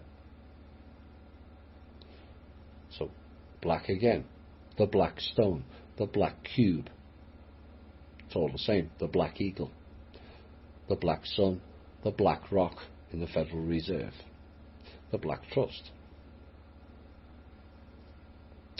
The greatest secret of the Black Sufis is their conviction that the God called Allah is really an extraterrestrial dimensional entity whom the prophet Lovecraft called Azathoth, and was described as the formless, gibbering idiot god who reigns amidst the black spirals of uttermost chaos in a dark hyperdimension known as the Antiverse, also known as the Daemon Sultan or the Primal Chaos. That word primal crops up again. I guess now we have all evidence on that person in the alt media who delivers that narrative. Primal Chaos. Ain't that right, Russell? This has given the sect its heretical secret slogan, Azathoth Akbar. Azathoth is greater. And the Black Sufis believe that cosmic conditions are coming right again to allow a greater intrusion of the outer God's power into our universe. They thought wrong. Now, Azza is a reference to Azazel, which I believe is another title, and then Thoth, who is the avian from the Pleiades, who fell. He was a source warrior who, like Solomon, fell. He was working for the light, but he fell for the seducement again. So Azathoth is telling you that the entity was playing the role of Azazel at that time was Thoth. So they are therefore rousing Muslims into a worldwide apocalyptic frenzy in an effort to usher in the age of return and bring the whole planet under Zothic theocratic rule.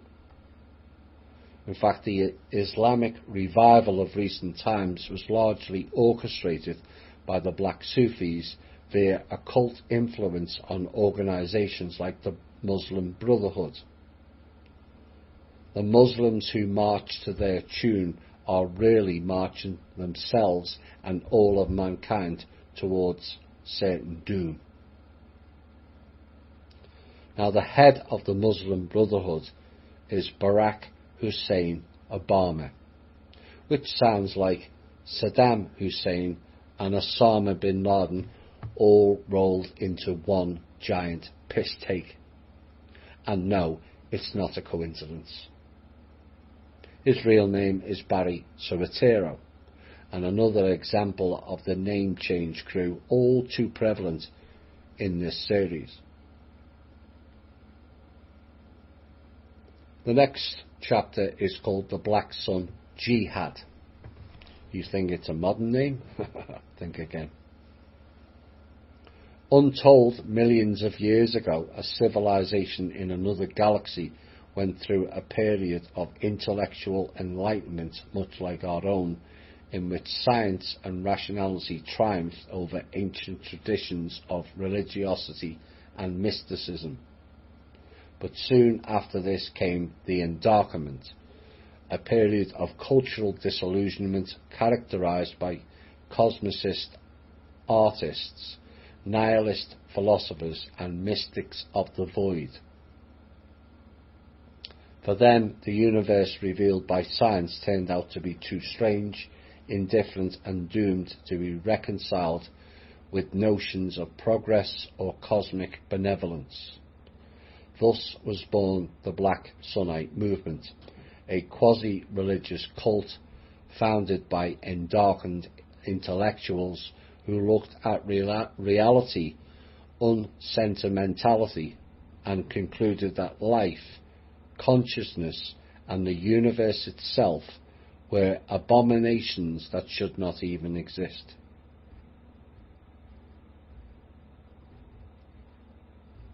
And this is what they go by. They conclude that all life, consciousness, and the universe itself are abominations that shouldn't exist. But did anyone, or does anyone ask, who made them source to decide what is valid or not? And the sheer arrogance of the entities, and because I'm reluctant to call them people, knows no bounds, it seems. But what that also tells us is religiosity and mysticism is their realm and creation, and both are endarkment. Oops. Soon after this revelation, the Black Sunnites launched the Black Sun Jihad, the holy war to eradicate all life in the cosmos. See, jihad is not about Muslims. By launching self-replicating, planet-killing machines into space in all directions. The machines constructed a kind of Dyson sphere or shell around each star, blotting out its light long enough to freeze the solar system to death. Now, as an addition to this, the Draco had a staff or a stick. They no longer have it. Which was a star maker and a star breaker.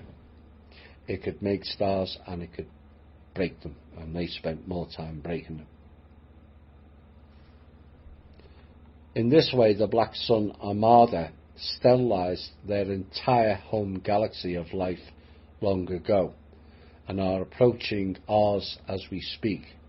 Any day now, they said. Perhaps their doomsday machines will arrive, and soon after our sun will go black and our planet will die forever. Wrong again.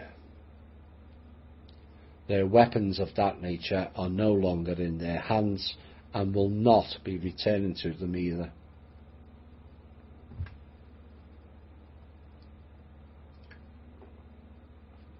The next section reveals the philosophies and former plots and wars, and this is the dark universe. In the beginning there was darkness, the Zambran Zath, lightless realm, infinite, eternal black, the Dar. Then came the light, finite, fleeting, blinding, the lie. Yes, it is blinding them, as they are weak and cannot hire or handle the higher vibrational frequencies of the light. And this is why everyone must work on themselves and light up the beacon. They can't handle it. But the deeper reality of dark energy remained an echo of the primordial void, the vril of the primal black sun permeating and dominating the visible universe. Dark energy is what gives a Dark Lord his power. It is an energy field created by all matter in the void. It surrounds us and penetrates us and drives the galaxies apart. Now the key for the light is to reverse that back into balance by using our own powers to counteract it. Galaxies shouldn't be far apart. It's these and their technology that did that.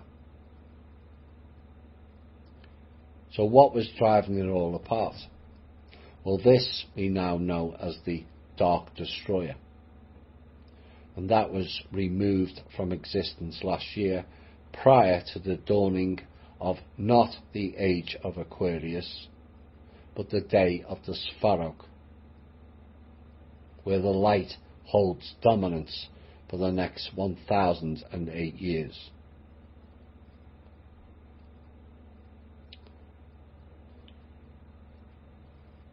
Black sunnites in each galaxy of this verse lies a vast black hole at the centre, a lightless nexus around which the stars orbit, a portal into the Dar dimension or Zambran-Zath, and it is the destiny of our kind, the endarkened race, to build great civilizations and starships so that we may ascend to the stars, penetrate the galaxies and enter these black gateways to infinity. Well, these clowns were able to do that in their own universe. But through their own stupidity, they decided to enter this universe as a power quest. But you failed, and you will face the consequences of such actions. In this way, our kind will escape the lies and limitations of a universe of light and enter the eternal darkness of the Dar. This is true immortality. This is the ultimate endarkenment. Dar sounds all too similar to Dart, D-A''A', the Kabbalah tree of death, or Dart. And this is common of the upper elites. They are so corrupted by darkness, they no longer grasp their own reality. Our kind will escape the lies, they said. They forgot it was they who created the lies. That's how corrupted they are. The light that birthed this universe was a fleeting whim.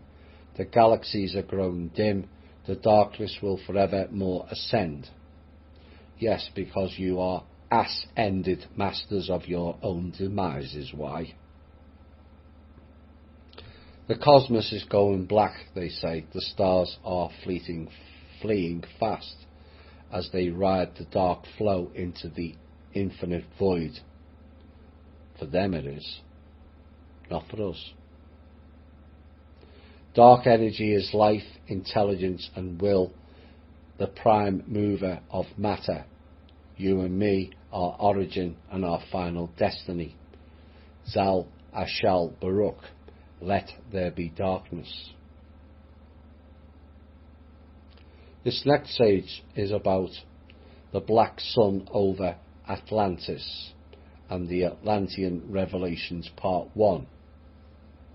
The Dark Lord Kar-Zathor has been receiving visions of the ancient civilization known as Atlantis for several years.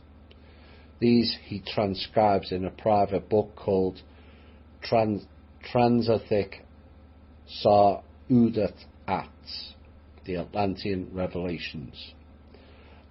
and he had kept these visions to himself while he processes what he had learned, but here for the first time he reveals a small fragment of his knowledge. As you will see, they say, these revelations are key to understanding what motivates the Black Sun Order and their Black Temple project. During the later years of the Atlantean civilization, certain vril, sensitive mystics and artists began to speak of a black sun rising over their lands and an apocalyptic future approaching. These mystics adopted symbols of the black sun, which we showed you earlier, which they wore on their clothing, painted on their temples, and tattooed on their very flesh. At first, this strange cult was ignored or laughed at by the satisfied citizens of the Atlantean kingdom. After all, Atlantis had known prosperity, security, and glory for as long as anyone could remember, and was in no danger of falling into darkness. Initially, yes, but like the arrival of the Draco, it all went well, and then it headed south, because they were no different. They said surely the Atlanteans had won favour of their gods, which they honoured dutifully in their temples to the white sun. No different. The moon and the stars and the spirits of nature, however, fewer laughed at the black sunites when a series of misfortunes befell Atlantis not long after their appearance. Earthquakes, volcanoes and tsunamis rocked the kingdom. Wars against outland barbarians went badly. Those barbarians were actually the Rus, I might add. Sea raiders harassed coastal towns with impunity, distrust, fear and hatred began to divide the people, and once noble leaders grew greedy and corrupt. Yes, by the same dark forces. It seemed that a black sun had indeed risen over the lands of the white sun, and a golden age of civilization was drawing to a close amidst this chaos and unrest. The Black Sun cult began to rapidly gain influence, and its sinister black temples began to appear, first in remote regions, then in the cities as conditions grew more dire and the cult became more brazen. The cult soon developed into a powerful religious order known as Bosum-Gazul, in the ancient Atlantean dialect of Borgal, which is the same tongue as the Black Sun Order. And this led to a great schism in Atlantean civilization, as the old dominant religion of white sun worship was now challenged by an insurgent, apocalyptic sect of those who were said to walk under the black sun. The two opposing sects thenceforth became known as the Malzum-Ors, white sunites, and Bosum-Ors, black sunites, respectively. Eventually the entire population of Atlantis would be split by this great religious divide, the white Atlanteans being those who favoured the older white sun religion with its creed of peace, progress and benevolent cosmos that shone down its favours upon the people of Atlantis like the rays of the sun. The black Atlanteans being those who sided with the newer Black Sun sect with its creed of conflict, conquest and a hostile cosmos, would destroy Atlantis and all things in the fires of the Black Sun. The white Atlanteans were guided by the Malzum-Gazul White Sun Order, the priesthood, who practiced what we would call today white magic, while the black Atlanteans were guided by the Bosum-Gazul, the Black Sun Order, who practiced black magic. Bosum-Gazul's power was centred in their black temples, which took many forms but were noted for their twin black obelisks. Joachim and Boaz, inscribed with the letters of the Hazad script and their black altars, which altars means sacrifice, upon which Black Templars made sacrificial offerings to their black sun. At the peak of its power, the order built vast pyramid black stone temples, upon which their black-robed priests conducted sacrificial rites during eclipses and exhorted their congregations to success in battle. As a side note and something to ponder on, pyramidal black stone temples. Now we are told the original Giza pyramids had a white stone. What if it wasn't and it was black? Given those three pyramids are energy harvesting machines. Something to ponder on. For the order was now by now firing up their followers' imaginations with visions of imperial greatness and preparing them spiritually for great wars to come. There's nothing spiritual about wars.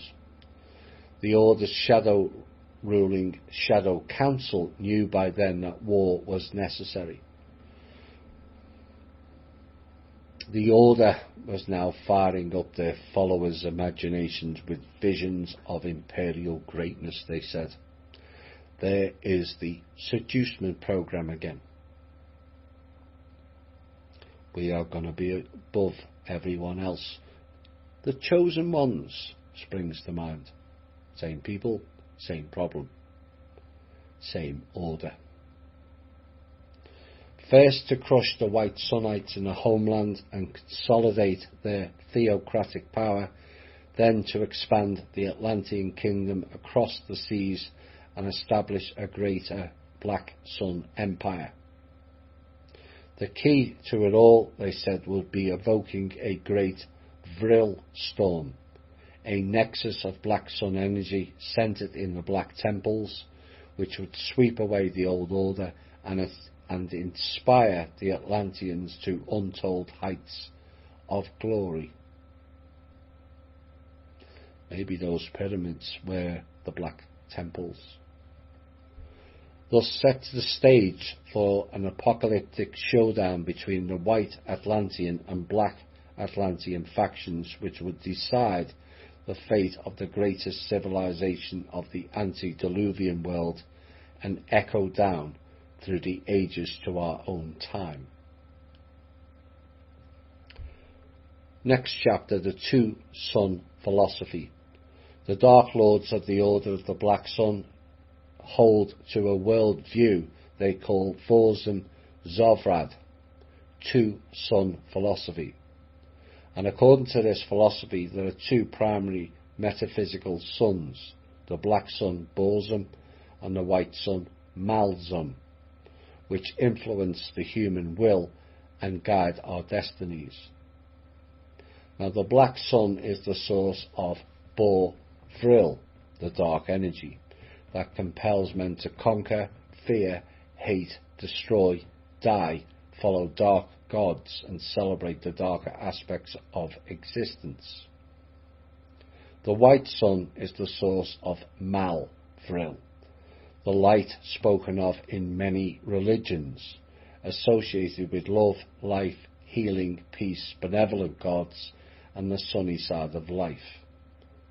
While the Dark Lords believe in the existence of both suns, they consider the black sun to be dominant in this verse, as shown by the fact that the stars evolve into black holes, all life dies, everything crumbles into dust, and the entire universe is going dark. No, that is the inorganic dark destroyer doing that, not natural creation. And since Bor Vril is stronger than Mal Vril in this life, They have chosen to cultivate it more than the weaker white sun energy, and this is what makes them dark lords and not light lords. That is more illusion. Like white or light and dark magic, they are the same. Dark and light lords also. Two sides of the same coin.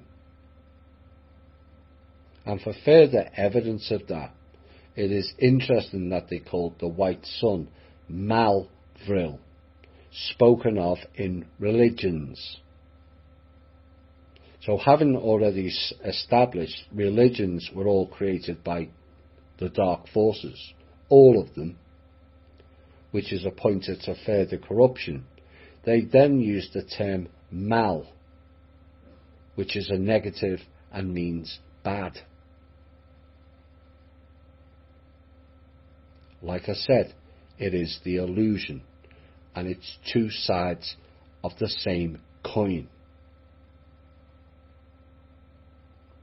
Now the Dark Lords also speak of the two temples associated with the two suns, the Black Sun Temple and the White Sun Temple. And these are not physical temples but abstract metaphysical places. The Black Lodge and the White Lodge, which brings in Freemasons. And there is no difference there either.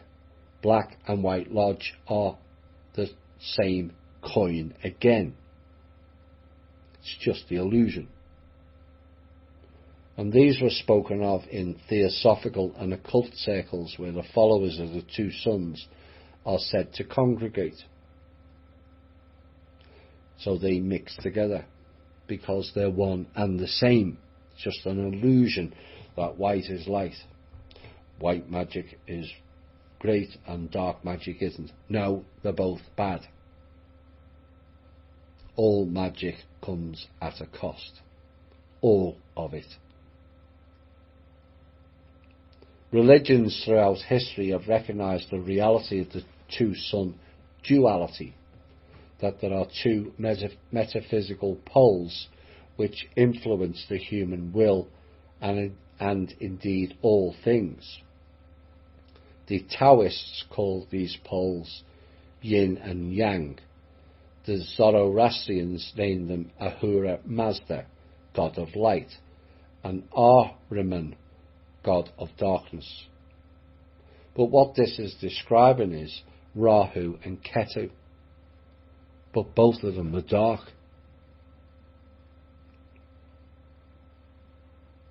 The light being perceived as being dark. It's the illusion. Ahura Mazda, the god of light, it is said, but also known as the Lord. Zoroaster is said to have had a vision at the Daitya river where he met the angel Vohu Mana, and the entity asked Zoroaster who he was and what was the most important thing in his life, to which Zoroaster answered that he wanted most of all to be righteous, pure and wise. And by this answer he was granted a vision of Ahura Mazda and his archangels. Oh dear, the archangels. All very Moses that to me. From whom it is said he learned the principles that would lead to the religion known as Zoroastrianism. And Ahura Mazda was worshipped among deities like Mithra, an older god turned archangel in Zoroastrianism, Mithras, the pagan Christ, born on December the 25th. Yeah, right. So, this Zoroastrianism religion, an angel came down, which led to the creation of the Zoroastrian religion. And remember, the creation of Mormonism was done by said angel coming down and giving Joseph Smith Egyptian plates.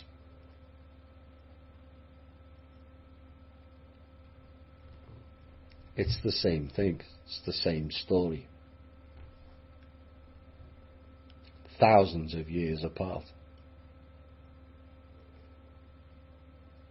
But religion is the only practice on this planet that can do or say the most bizarre conspiracy theories ever, and have only the few to question the insanity of it all.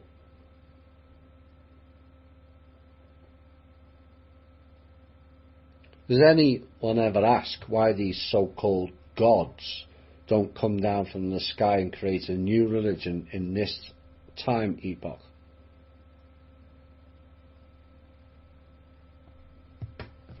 I wonder why. And no, these gods are not coming down to save us either. None of them. Now, the Manichaeans spoke of the world as a battleground of light and darkness, and the Christians called them God and the devil. One and the same.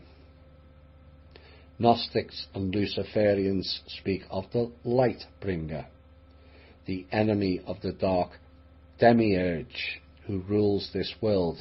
The fictional Jedi and Sith have their light side and dark side of the Force, and so on.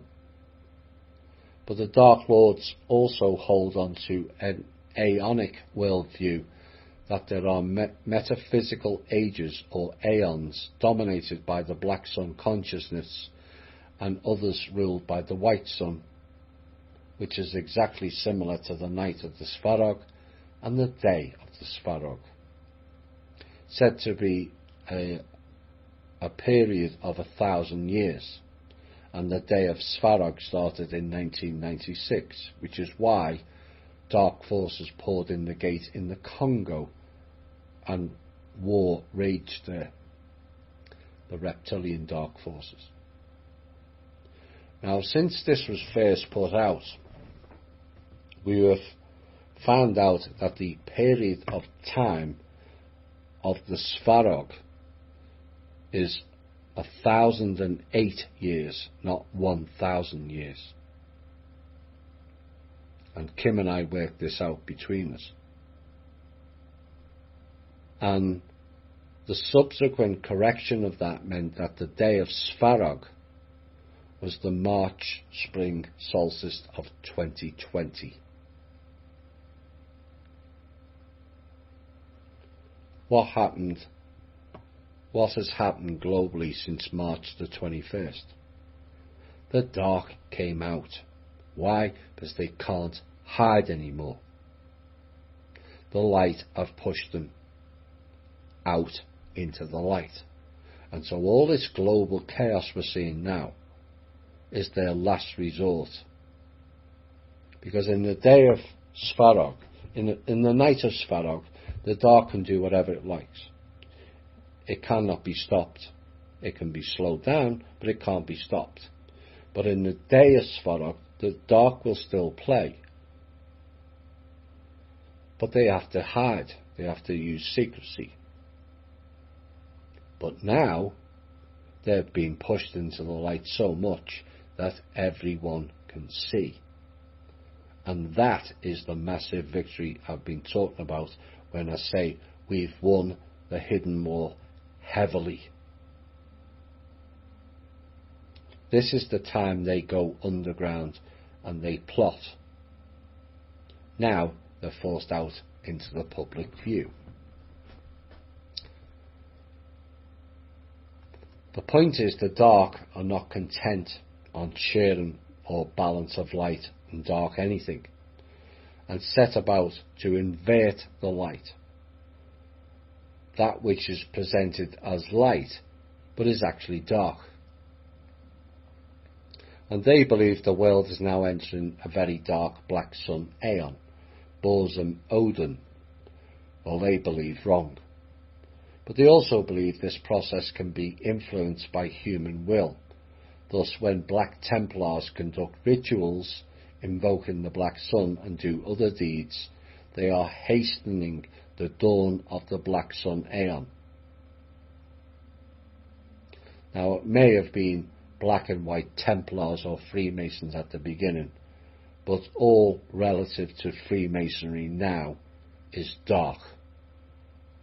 Whether members are aware of that or not, you have a choice. You can carry on with your illusion of light when you are actually dark, or walk away, including all cops, because all of them are enrolled into the Freemasonic Dark Sun cult.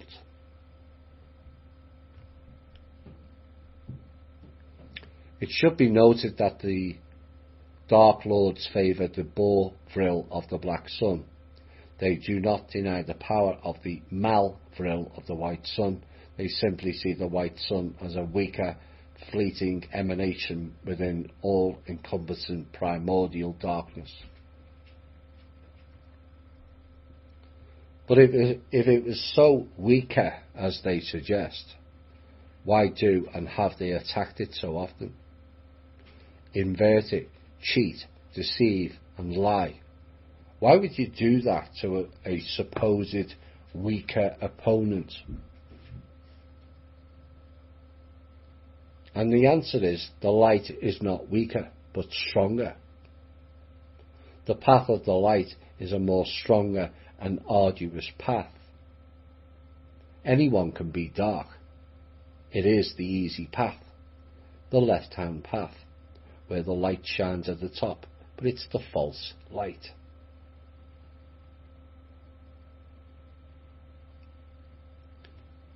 Many of our listeners, certainly the ones who take part in the chats in THI, are on the right-hand path, and it's brutal.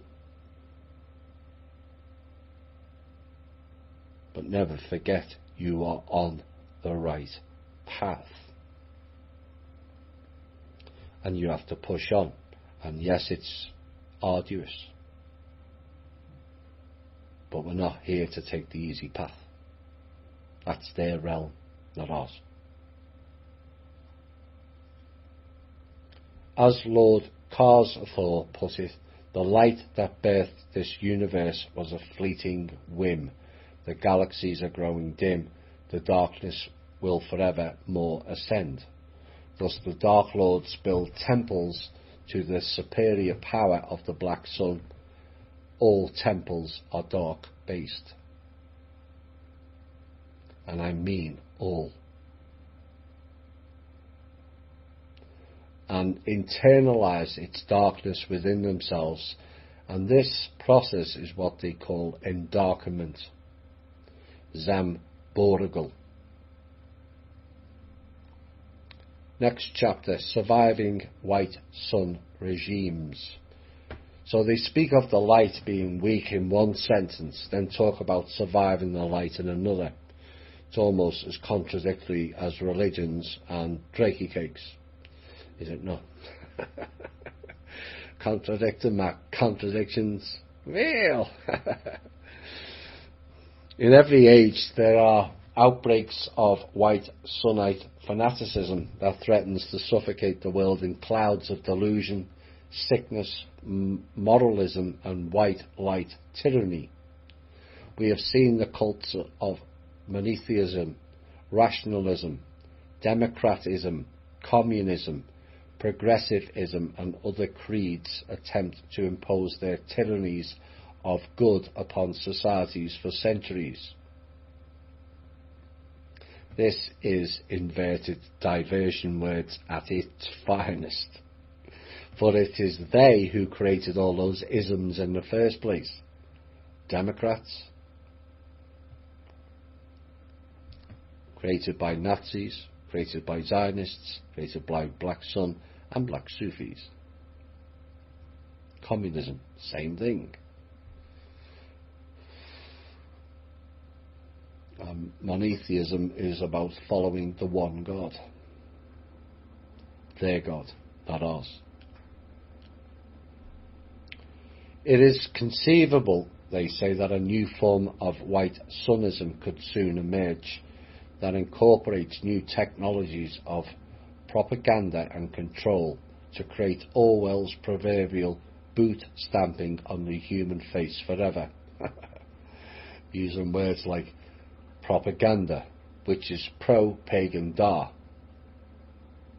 that one of their subsidiary disciple clowns created, the CIA. That's where propaganda came from, like conspiracy theorists. And they say even if this does not occur, we know that the tenets of Black Sunnism are simply too harsh and disturbing for most societies to tolerate for long. Eventually, history shows that the elites and or the masses are going to turn on our kind and make us into scapegoats rather than face their own shadows and admit the dark truths of Borism done. There they go again, using their own created hidden meaning words like scapegoat, which scapegoat is a Hebrew ritual sacrifice term. Oops. So what is the Order's strategy to survive under white Sunnite regimes, subvert their control systems and thwart their priesthoods? Yet again, priesthoods are their own people. The Cohens or Khans, both means the priest class. And they say here are several stratagems we will employ. Black agents. The Order maintains a network of informants, operatives and recruiters who are non-initiates, but are sympathisers with our cause. These are the black agents or Bor-Fazat. Under white Sunnite regimes, they can reduce our risk of exposure and extend our reach by acting as extra eyes, ears and hands of the Order without being directly connected to us. Is this not how the CIA works today? A plethora of subsidiary organisations that appears to not be connected to Langley and yet are, like Robert David Steele and his OSS group, Go Ogle, Silicon Valley, Palo Alto and the NSA are all linked back to Langley. A black agent may act as a courier, transmitting messages between black Sunnites when direct communication is too risky. He might keep an eye out for hostile parties, tip us off to potential recruits, acquire necessary materials, spread rumours, create diversions, etc. He may do this work voluntarily or as a paid mercenary, as the case may be. One of the important skills of the black Sunnite adept is the ability to recruit black agents wherever one goes, in such a way that one reveals little about one's own involvement with the Order.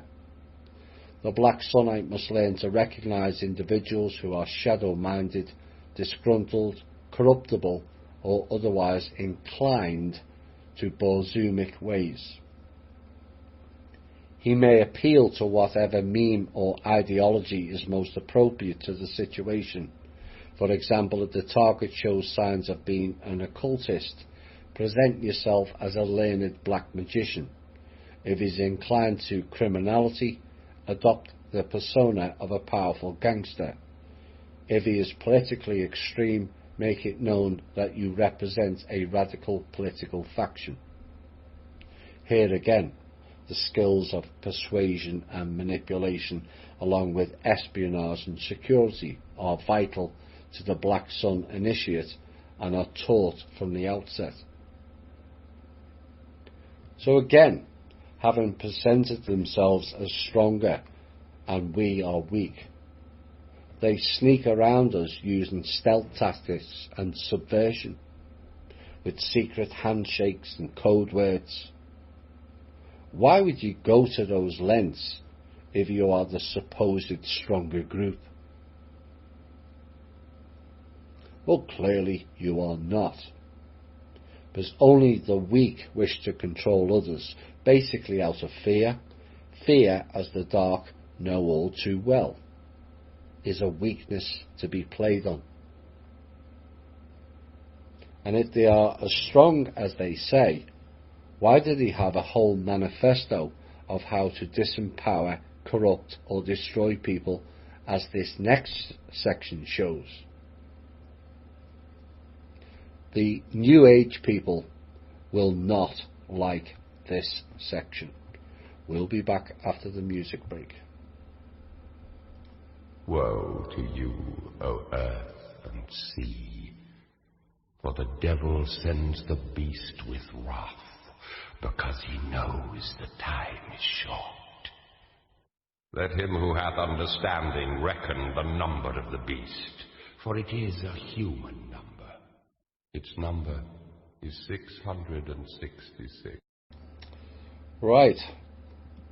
Before we go into this next section, given some of the names that come out, and some people have mentioned cars and the names of them, but Nissan, Datsun, Mazda and Honda are all names that go back to the Black Sun. All of them.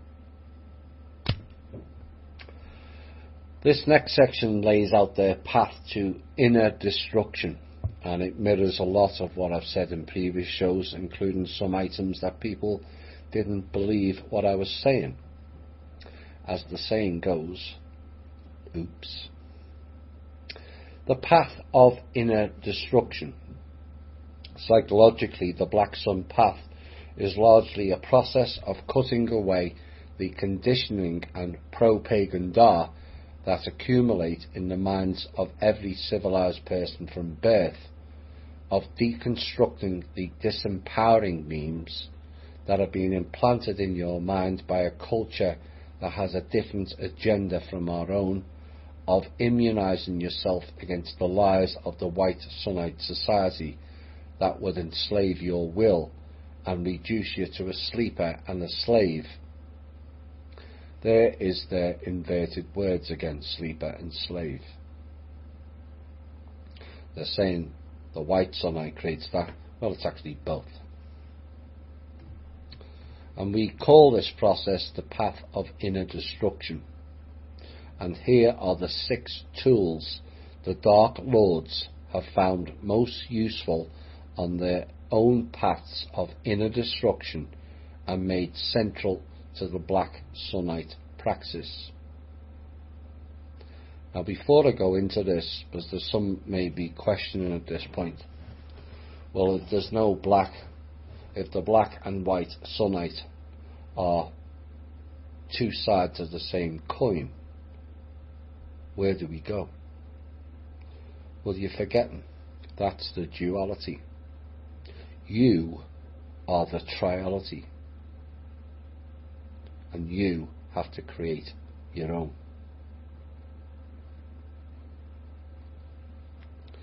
So the first thing that of the path to inner destruction and the tools of the Dark Lords and forces is called void meditation. Dar Tazar is the meditation practice used by Black Sunnites to awaken Black Sun perception and the shadow mind. It is similar to the Zen Buddhist practice of Zazen, which is said to be the technique that led to the Buddha's awakening. Thus proving the Buddha practice went dark. Oops again. In Dar Tazar, one simply quiets the mind and follows the breath in an effort to experience pure void awareness. Thoughts and perceptions are allowed to come and go without dwelling upon them. Attention is always returned inwards to the breath. Not quite. In our praxis, Praxis, not practice, we may perform this meditation in the classic seated lotus, half lotus or cross-legged position. like the snake. Oh dear. Or it may be done by walking, running, performing martial arts, or any other simple activity. The Dark Lords find void meditation to be of great benefit in separating their beings from their thoughts, senses, habits and personalities, giving them enhanced awareness of and control over them. Void meditation deconditions the mind, allowing you to tune into the inner chatter of thoughts and urges that are constantly battling for your conscious attention. Not if you direct your own thoughts, it doesn't. This is where you come in. It's not duality, it's triality. You are the triality. Republican or Democrat? How about neither? We'll have more examples of that later. Void meditation, they said, gives you a foundation in unconditioned awareness to realize that you are not your thoughts and your thoughts are not you. Actually, they are for the light. It is only the dark who have been manipulated by walking possessions who hear other voices. It also clarifies perceptions and disciplines the mind, which is beneficial when engaging in focused thought or activity of any kind. They said at a metaphysical level, void meditation can peel away the illusory and fleeting perceptions of the white sunlit material world, revealing the fact that one is immersed in the deeper void of the Da, the primordial black sun. For all these reasons, Da Tazar is the basic practice of all disciples of the Black Sun path and should be performed daily, which is exactly what the Tibetan, Hindu, Buddhist, Tao and Jainism do. Throw in the Muslim world and they pray up to 7 times a day, and it's one giant loosh fest. The second way of tipping people over to the dark is psychedelic drugs. Oh dear. Called the mind opener drugs, and are the most dangerous candy you can take, because they decondition you from your culture's values and cause you to start questioning the rules of the game. Under strong psychedelics, your entire subjective reality changes and you begin to ask which is real, the psychedelic state or the sober one. Your normal thought patterns are disrupted, your doors of perception are opened, and your mind becomes more susceptible to deprogramming and reprogramming. But they said, but don't worry, psychedelics won't turn you into some insipid preacher of peace and love if that's not your nature. In fact, psychedelics may be the fastest route to discovering your dark inner nature. Oops. The Dark Lords knows of no more powerful deconditioning experience than psychedelic drugs, but they caution against using them recklessly or recreationally. The proper use of these substances is the way they have been used for millennia throughout the world by a special class of shamans and priests. Shamans and priests, oh my. Who take them under the guidance of masters as a means of initiation and mystical awakening to the mysteries of existence, which lie beyond the bounds of culture-bound reality. And there you have it. I warned in previous shows of shamans and priests. Shaman. Shah-man means time man.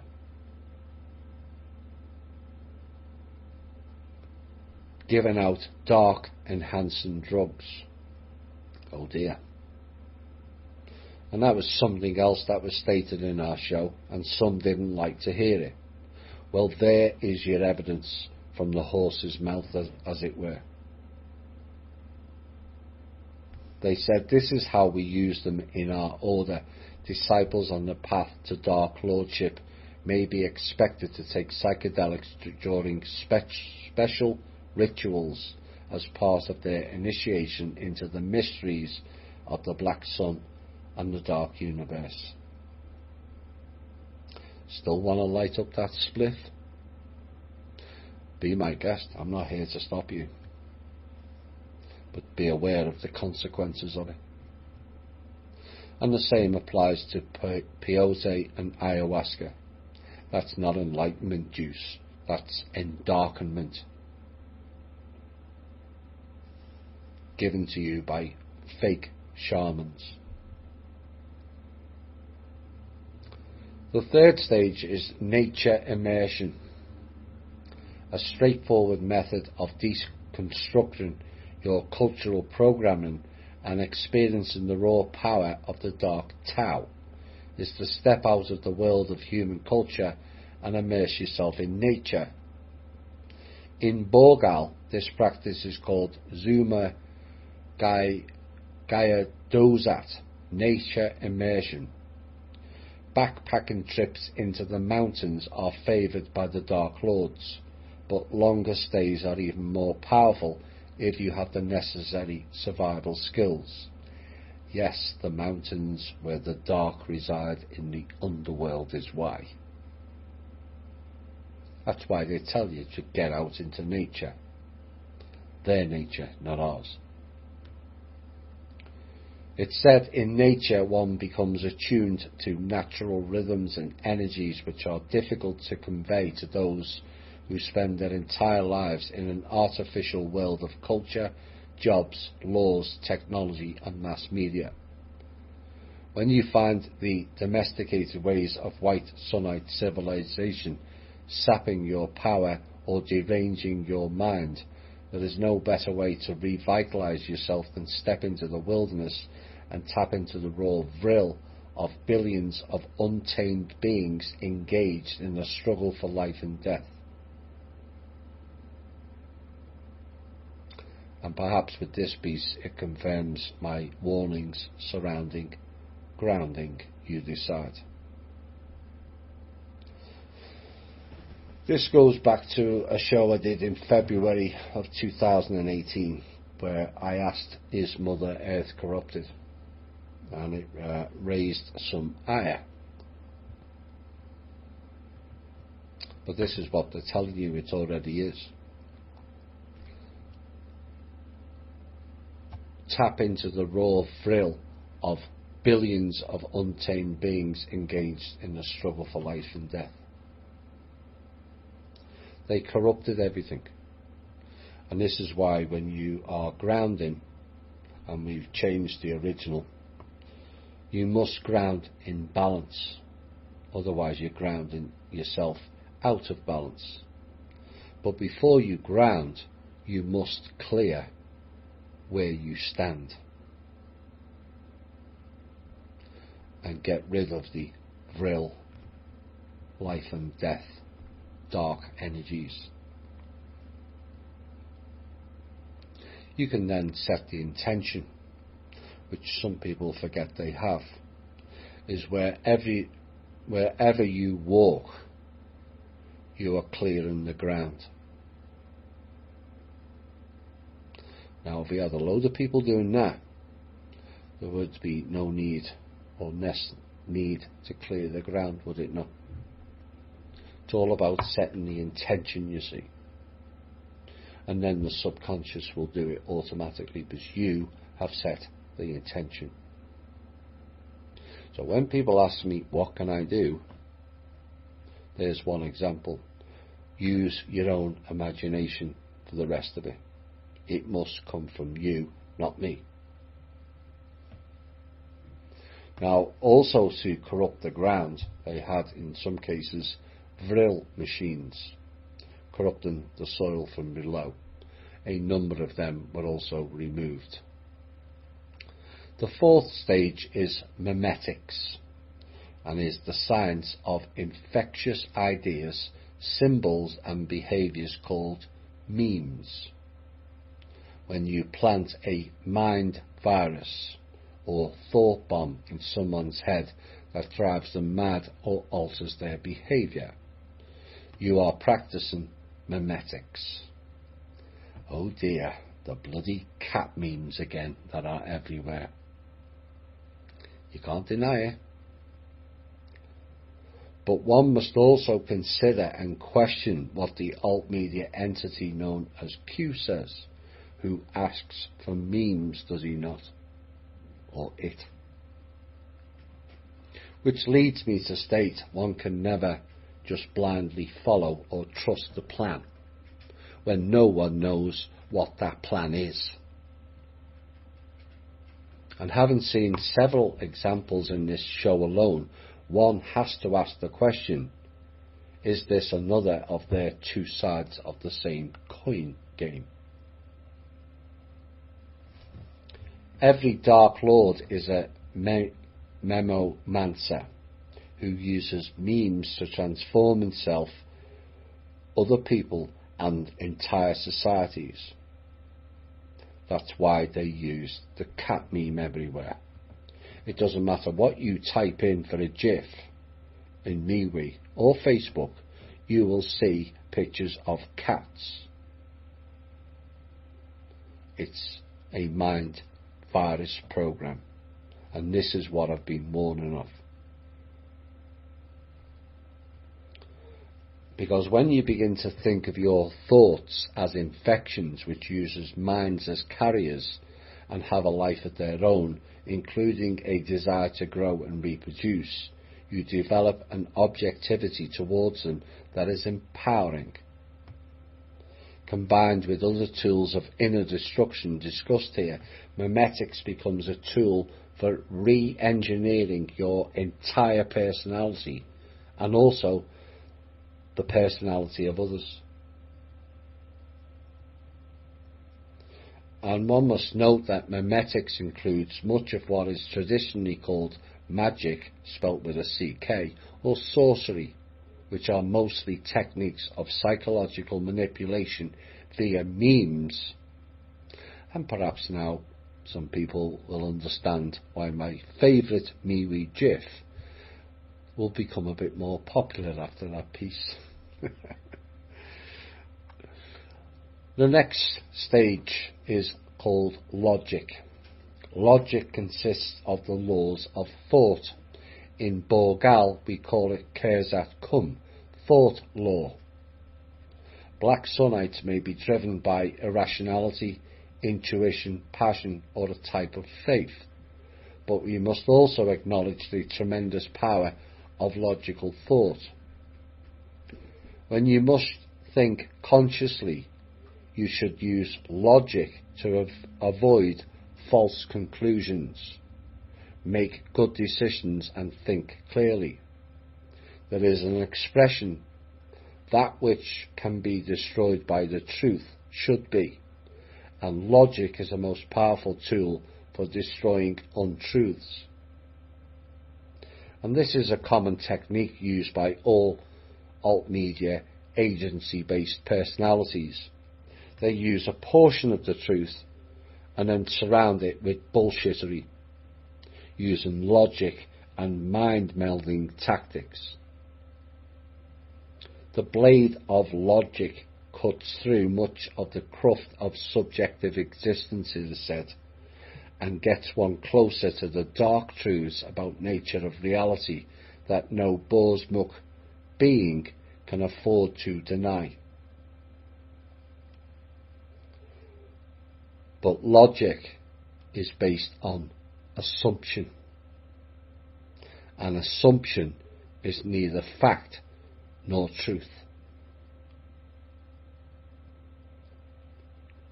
Logic is assumption. And we use this as an example in another show where somebody comes into a shop and the hair is wet. And the logic or assumption is it's raining outside. But that's not the truth, is it? She could have been and just washed her hair in the shower. But logic dictates it's raining outside when in fact it's not. So then it becomes an assumption only, and that is not the fact or the truth. Their final tool is conflict, is the means by which the Black Sunite adept tests what he has learned, discards failed ideas, and keeps himself from becoming complacent or falling asleep in a White Sunite environment. Conflict, they say, is a reflection of the natural order, in which all life struggles endlessly for supremacy and thereby renews itself and grows stronger. Yes, the repeating loop program. We fight because it's how we prove the power of our philosophy, our passion and our path. We fight to test every idea in the field of battle rather than accepting it at face value. Black Sunites are not glorifiers of peace like the followers of the White Sunite creeds. We understand that war has a vital place in the scheme of things and can be a most potent means of awakening latent abilities and spiritual power within oneself. So together, the above 6 tools can be used to deconstruct any idea, dispel any delusion, immunize against any mimetic virus, optimize one's mental functioning, and maximize one's inner power. You use void meditation to become aware of your memes, then use logic to decide which memes are beneficial and which are harmful. The beneficial are called symbionts, and harmful ones are called parasites or viruses. They use both, of course. Use psychedelics to blow the doors of perception wide open and put yourself in touch with larger mythic streams of consciousness. Immerse yourself in nature to connect to the raw life energy and the dark Tao of evolution. Use memetics as a way to think objectively about your own mental ecosystem and cultural programming. Use logic to decide which memes to implant, which to retain and which to reject. Use conflict as the final test to determine which memes are fit enough to survive and which must die. Be warned, however, deconditioning using these tools of inner destruction is a risky business for a Black Sunite. One not only takes risks of one's sanity, but one may begin to find conditioned existence within White Sunite society difficult to bear and start looking for a way out. This can mean becoming a hermit, a radical, a madman or a suicide, or some combination of these. But it can also mean becoming a prophet, a visionary, a man of power, and an awakened being. So for Black Sunite would-be Dark Lords, the risks are necessary. The choice you have whether or not to take these red pills and see how deep the rabbit hole goes, or take the blue pill of conditioned existence and go back to sleep, is, of course, yours. And there they go again with inverted words and programs again of conflict and illusion of choice, blue or red pill. The red pill is LSD. Oops. And we have a whole genre and the alt media saying we're going to be red pilled. That's LSD. That is the path of psychedelics and is the path to darkness. and LSD is the drug of choice for the MK Ultra program, where they're programming you. Are you connecting the dots now? And the answer to the question of red or blue pill is neither, because that is your choice, not the selections they gave you, which is two sides of the same coin. From duality to triality, which is your choice. Preservation.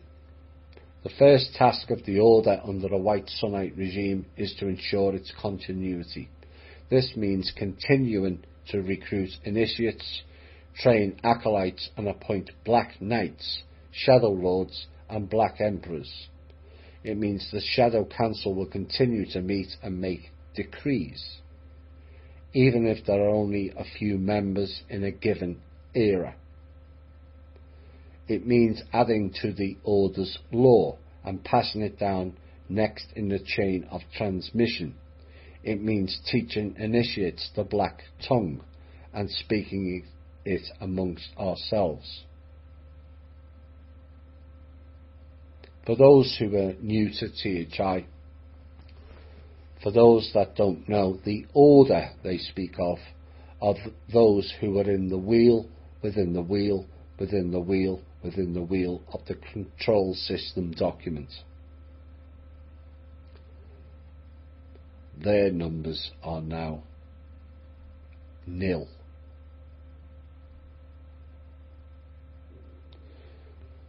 It means conducting rites at Black temples and training at Black sanctums. The Order can continue to do all these things under even the most hostile White Sunnite regime, but we must be extra clever and discreet. If totalitarian technology is used to try to root us out and shut us down, we will harness our own technologies, hack the hostile systems, oh my, and boy if they tried to hack the quantum system, or return to the time-tested methods of more primitive ages. And what they're saying is they're the rock throwers via meteorites or the flood generators. The rock throwers came from Rahu, the fake moon. They're the ones where we have so-called asteroids and meteorites. Now in the past they would hit, now they won't. If mobs are mobilised against us, they say, we will mobilise our own counter-mobs or move out of their way. If pro-pagan Da is used to demonise us, we will demonise the demonisers and deconstruct their pro-pagan Da. If our temples are attacked, we will defend them and build new, better hidden ones. If all else fails, we will simply disappear into the shadows using the methods of stealth at which we excel, where we will wait and work until the age changes and the environment becomes more hospitable to our kind. Black Sunnites are patient because we are an order that thinks and operates across centuries and ages. The key in every age is to preserve our lineage, transmit our knowledge, train our wills, accumulate vril, and stay firm in our disbelief according to our way. If we do this, there is nothing the White Sunnites throw at us can ever defeat us. Or so they thought. Final part of tonight's show. They thought wrong on many levels this time period. These Black Sun clowns. Their arrogance, their symbolism, their codes and secret clubs clans and lodges. This time got stripped bare and thrust into the light. They cannot withstand the light on equal terms, and why they use stealth, devious and underhand tactics to fulfill their aims. These people, like the Draco, the parents, the covens, etc., have been lied to also. Their whole belief structure is more bollocks than religion or our own belief systems. They state they want death to everything, and then their fake gods who follow this cult spend aeons seeking out immortality elixirs. They're utter delusional. Their whole existence is about keeping everything hidden. Then they speak in forked tongue, as they are the power of. Power of what? Hide and seek championships? If they're all so powerful, why are we still here after 2012, despite your attempts at a timeline cheat through to 2016? Why are we still here after that also? Your big event in 2017, the Great Rahu Solar Eclipse, again failed. The return of the Silver Lady, which crosses our paths again next month, which was last year, will not save you either. In fact, you are that lost in your own illusions now, you didn't even recognise her last time. You do Mercury, or is it mercurial? Fickle and volatile is kind of apt. Your stagnated thinking, you were all so far ahead of us, but you taught us well, and we learned quicker than you thought possible. Like I said, your arrogance supersedes, encompasses and ultimately consumed you. What you've all heard today often is the two sides of the same coin. And this is still playing out today with Black Lives Matter, Republican and Democrat, America and Russia, China or Iran, take your pick. But ultimately it comes down to who is in bed with the Rothschilds and who is in bed with the Black Sun. As the Federal Reserve banking switched from Rothschilds to the Black Sun group known as BlackRock, has it made any difference? No, it hasn't, and no, it won't. Except to potentially, and it is potentially at the moment, expose the US President and Q as Black Sun counterparts. Time, as always, will tell.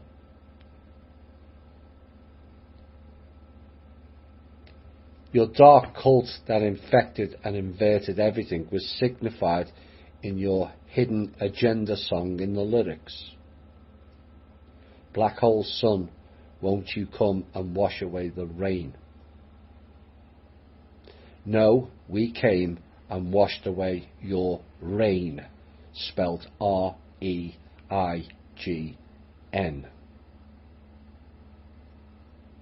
Your gods and malevolent ETs will not save you this time, despite your several and increased sacrificial rituals. They have, by and large, seen through your deceptions. The event horizon in sight now will bring down the curtain of your darkness, and the light of the few will shine brighter than you can imagine. Our time has come and theirs has ended. The winds of change are blowing through their valleys of the shadows of death. We will fear no evil. We will conquer evil, for you are with me. Your support and your courage, they comfort me and us. This is the Truth, Honour and Integrity Show. My name's Thomas Williams. Bye for now.